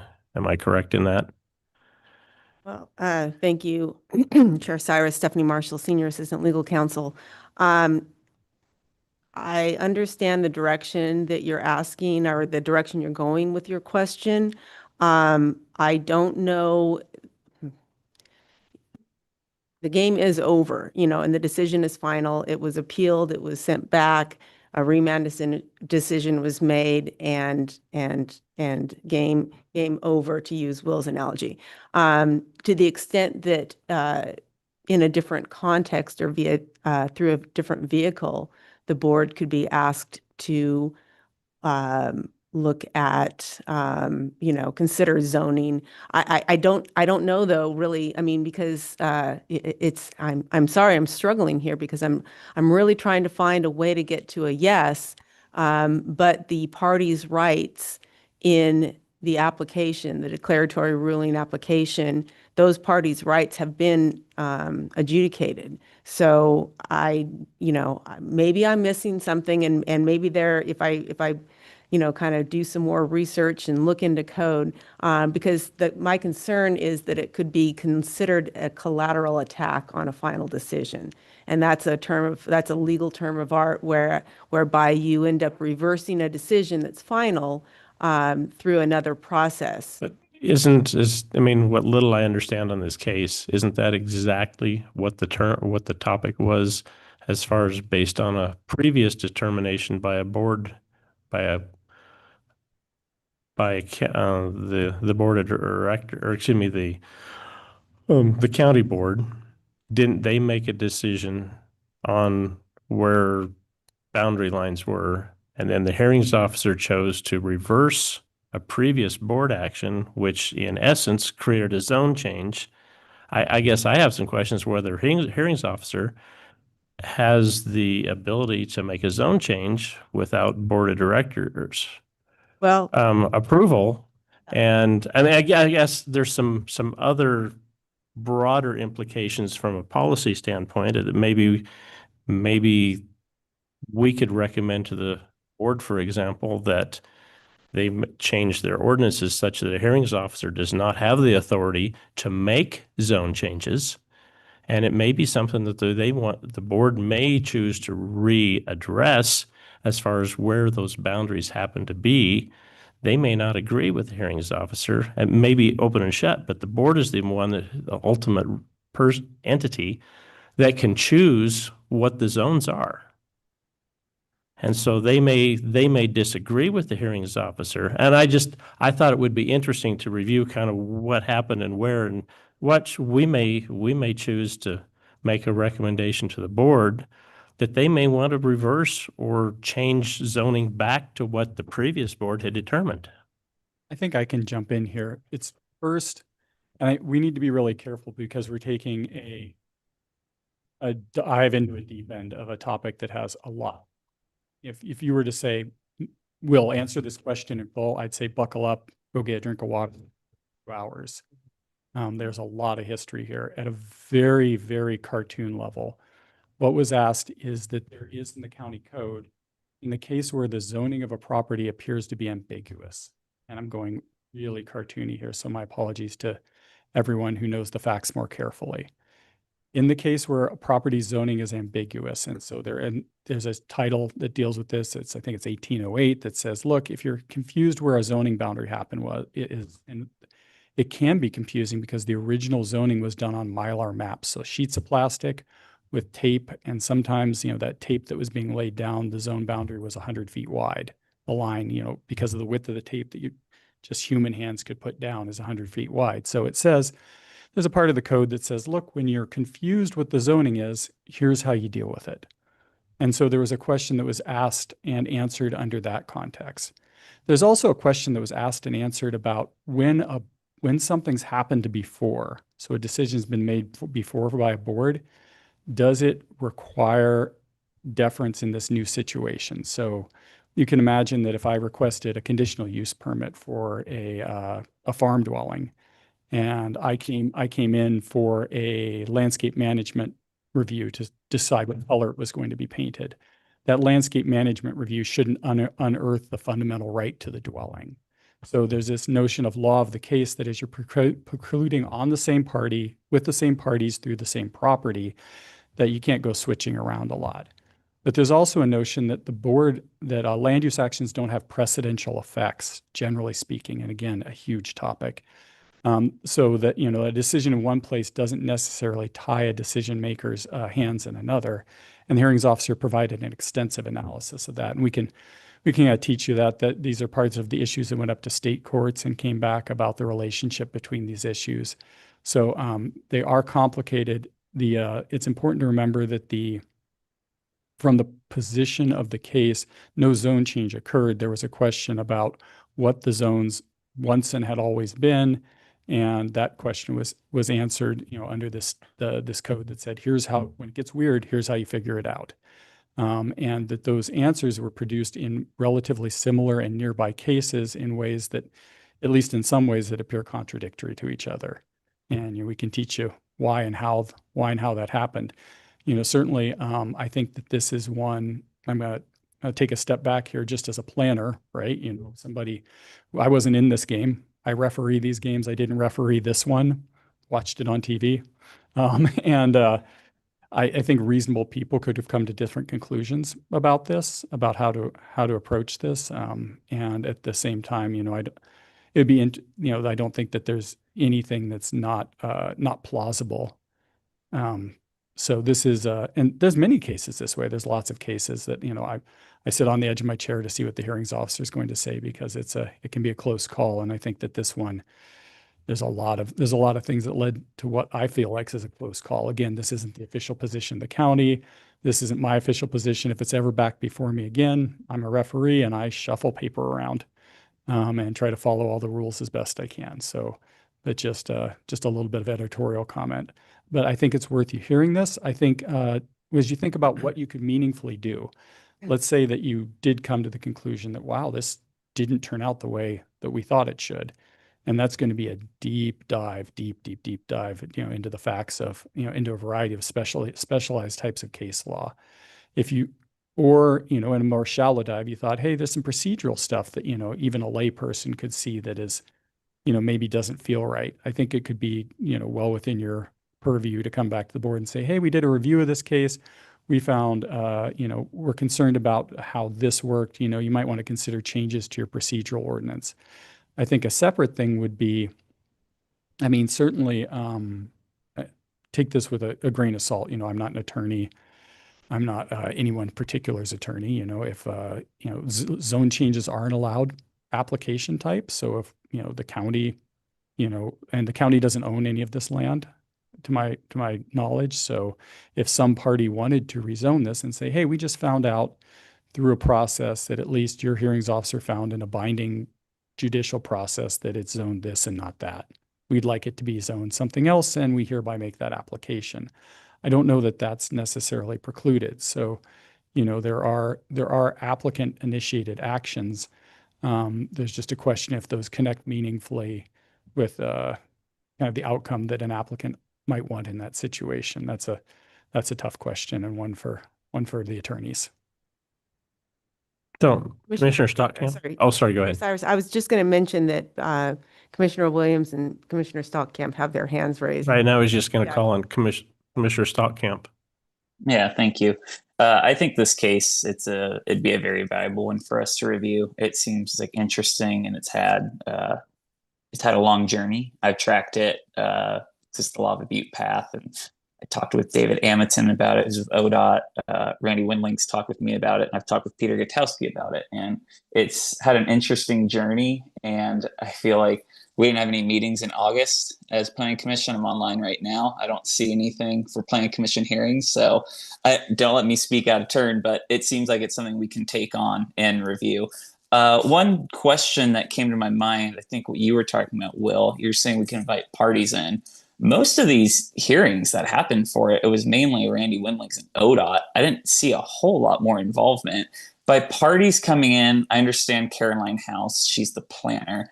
Are we talking about having ODOT and Randy Windlink speak more, and even Tommy Brooks, the hearings officer? Because, there's questions that can be asked to all the parties in that. So kind of curious what that part of this looks like, because I'd love to get into this process. Yeah, for sure. And I think that this is the thing when I'm pointing at danger, this is that it feels like you're having the hearing, especially we can't compel these parties to come. ODOT was there because they were the applicant and they were entitled to a judicial process. Compel ODOT to come. And it would be surprising to me if their attorney would tell them to, I shouldn't speculate. The hearings officer, we pay him to be places. But he's got under a contract for hearings officer services. And it would be surprising if, if he would be showing up. And moreover, and the main point is that we'll be careful that there's not either the appearance or actuality that you're having a people's court relitigating something that's already been decided for all legal intents and purposes. I think that can be confusing. If you set a posture that you're interested in a process and want to learn about it and comment to the board on the process, I think that's something that there's a lot of benefit in. If you want to say, hey, we Monday morning quarterback this with one team on the field, or not all the teams on the field, and we came to a different conclusion, I think that's going to be pretty difficult to work from. So, Commissioner Williams, did you have more? I did, and it was exactly along those lines.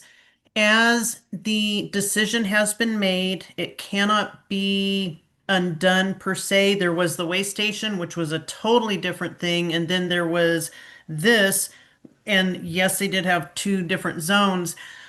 I would be interested in a work session, not necessarily inviting the participants of the hearing and the remand, because nothing will change out of it in the past. But I think a work session would allow us to look at how we recommend the future. Chair? Oh, Commissioner. Sorry, Commissioner Williams, were you finished? I didn't mean to cut you off. I am, thank you. Okay, thanks. Not that you asked for a motion, but I move that we ask staff to present us with some information about this case at the next opportunity, which I guess would be in October, and that at that time we can discuss and debate, deliberate on whether or not we would like to invite other parties or not. But some of us, some members of the commission have more information about this case than others do. I personally am pretty uninformed about the case, whereas, Commissioner or Chair Cyrus and Commissioner Stockamp have, and maybe Commissioner Williams too, have spent a lot of time learning about this already. So I think you guys may be in a different position than some of us are. I think I personally would really like to learn more, and would love to start with just a general staff work session sort of presentation, and then maybe we could go from there discussing. But at the very least, it seems like a good opportunity to debrief what's occurred. Is there a second? I would second Commissioner Williams. Okay, it's been moved and seconded. Discussion. Would you like any more? Yes, I jumped the gun and gave my little presentation as to why I was making the motion before the second. So, Commissioner Hovkamp. Oh, thank you. I hope that you can hear me. I've tried all my audio settings. All respect to comments that were made. I have no interest in reviewing this, and I would be concerned with the precedent that we're setting and the legal jeopardy that we might wade into, even in a work session, kind of reviewing a decision that's been made and that we have no jurisdiction over. In fact, not only would I not support reviewing it, but if the commission decides to go ahead with that, I would likely not participate myself. Okay. Any other discussion? Okay. All those in favor say aye. Aye. Aye. Aye. Chair votes aye. Motion carries. All right, thank you, commissioners. So at a date in October, I'll bring forward a presentation, and it will be both the history of both the case and also sounds like you'd be interested in just some general, with some elaboration on the process rather than just the facts, but also letting what a 150-day clock is and how it played into and how remands from LUBA work. So a little bit of surrounding material to help you understand how the games is played, as well as what occurred. And certainly to answer some of the other questions are there any issues or maybe jurisdictions Are there any recommendations, policy, et cetera, otherwise that we can address that that might be beneficial or useful? Certainly. No, this is very much in line with what you're on a narrow path here, and this one seems to avoid. Commissioner Hovcap talked about questions of legal jeopardy, and we're at least turning to Stephanie. It seems like we're well away from that and well in safe ground here to teach you about this case and see where you want to go from there. Great, thank you. I agree. Thanks for the reassurance there. So with that, do we have any staff comments?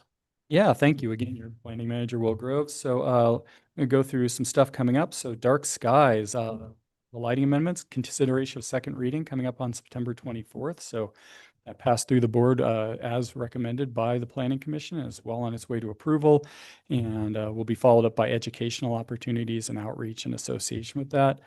In addition, we're going to try to get a grant in here to DLCD for some dollars to support the Terrebonne community planning effort. So we'll be coming forward to the board to see if they have support for that, as well as at the board, Tanya Salzman is leading a discussion about solar siting under the Eastern Oregon rulemaking. I'm going to tell you a really high level version of this. This one, I've got a 15-minute elevator speech that it's going to be too long, but the LCD, in coordination with solar energy providers, was looking for opportunities to have bigger and more easily permitted solar facilities, particularly in other counties. Deschutes County isn't ideal for these. You see them as, you go up towards the gorge and out east further.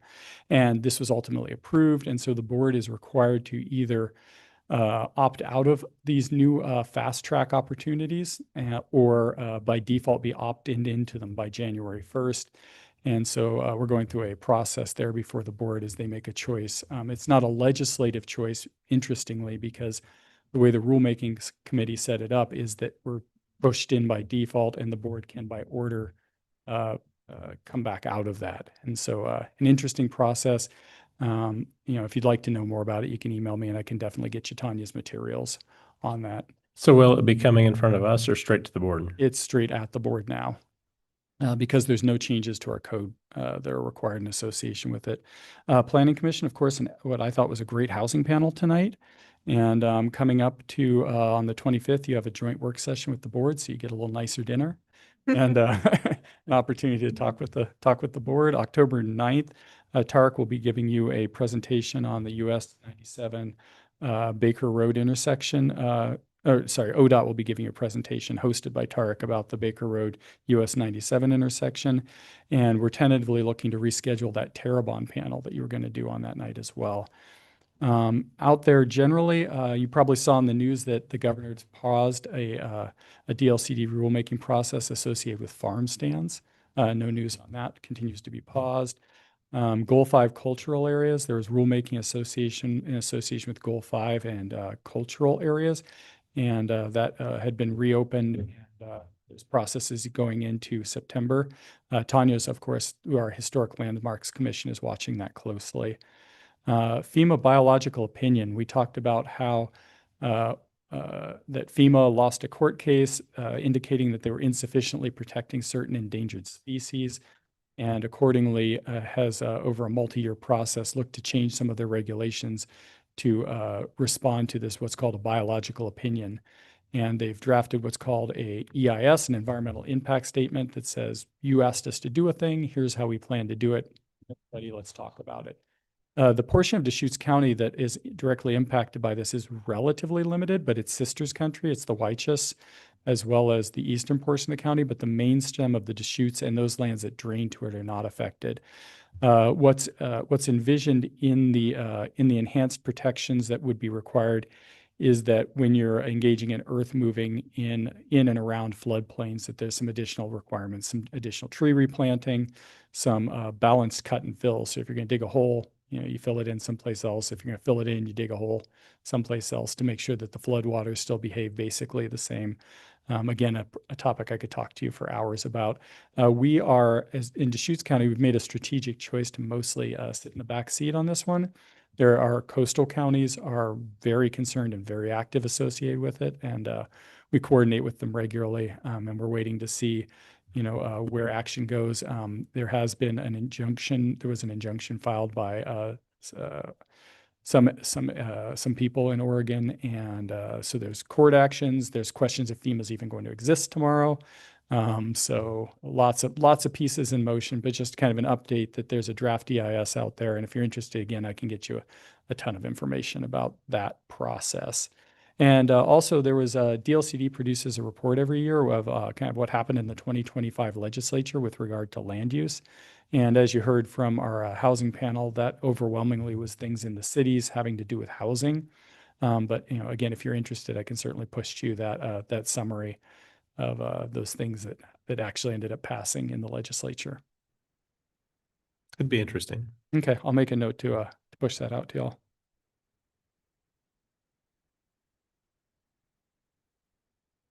That's it for me. Thank you. Great, thanks. Stephanie. Well, good evening again. Yeah, things on my end, I just helped or reviewed and assisted with questions on process on the reconsideration of the comp plan, the Deschutes County comp plan. So we finished that process and we got our notification into LUBA, and we're waiting to see if there will be a renewed appeal of the comprehensive plan. I did some work. I got a lot of familiarity with the solar question and the opt-out, whether the board's going to opt out of the new rules that will go into effect automatically if they don't act. So I worked with Tanya a bit on that and Dark Skies as well. But outside of that, just kind of doing regular, responding to planning questions and code enforcement and other fun things that keep me busy. Thank you. Thank you. Nicole? Yes, just a few updates. So just to build on what Stephanie mentioned with the comprehensive plan reconsideration process, I can't remember the last time we updated the Planning Commission, so wanted to let you know that we did add 3 new policies to the comprehensive plan specific to minimum lot size for cluster and plan developments. So that was, a new issue that was raised in the Land Use Board of Appeals decision called Destiny Court. And that was raised, essentially kind of mid reconsideration process. So we reopened the written record to gather testimony on that. So there are 3 new policies that just it kind of call out state law, to be honest, as kind of a belt and suspenders method. So we're hoping that addresses some of the concerns, but just didn't want you to be surprised by those 3 new policies. The Farm and Forest housekeeping amendments that you reviewed, the board did thank you for your review of that. They held a planning commission yesterday. The record has been left open for a week just to address a minor code tweak with some of the verbiage. The 10% minor variance limitation for property line adjustments, we had that public hearing yesterday as well. The board closed the hearing, there was testimony in support, and conducted emergency adoption. So once we get that signed ordinance, we'll send out the notice of decision, and there's still the 21-day appeal period, but otherwise there was a desire for the board to complete that so property owners could utilize just the ORS 92-192 for their projects. So appreciate your review on that as well. Wanted to also note a project that we are kicking off that will be coming your way this fall and winter.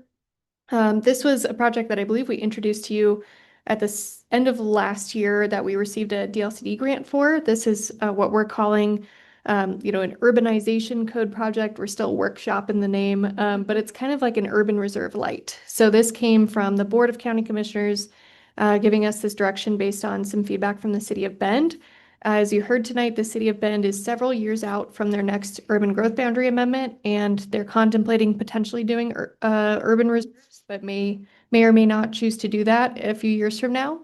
So there was a desire to analyze an area with a near radius to the City of Bend, so maybe 1 or 2 miles out, to explore regulations or incentives to site development for effective urbanization as the UGB continues to grow over time. So it's an exploratory code project. No other jurisdiction in Oregon, to our understanding, has done something like this, which is why we received the grant for it. So it'll be pretty interesting. I think a key part of it will be talking with city staff, developers, utility providers to better understand how development can cause challenges when it's going from the rural county into the urban city for development. So that'll be a pretty interesting project. We'll have a pretty informal technical advisory committee, and we'll utilize the Planning Commission to review some of their recommendations throughout the process. So tentatively, I believe the first meeting that we have for that project to give you quite a bit of information on, just the status of development in that area, some kind of code concepts to think about. We're anticipating that probably for November, and then we'll have more meetings this winter and potentially early spring. So that'll be pretty interesting. And that's all I have. Thank you. Thank you. Commissioner Hokamp.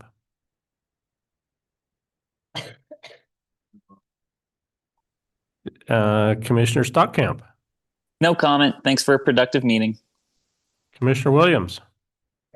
I appreciate everyone's input on both sides of the different issues that we had today and look forward to seeing everyone next time. Commissioner Altman. Good panel. Thank you for organizing that. I thought that was really informative and helpful. Commissioner Kieras. Oh, same. Yeah. Thanks, everyone. Mr. Kelly. Yeah, Nicole, thank you. I learned a lot with the panel and I found it really informative, and I appreciate the time you put into making it happen for us. Absolutely. And I would certainly second that. It was well done, and I appreciate the time and effort, and it was informative. Thank you. Thank you, everybody. With that, we're adjourned.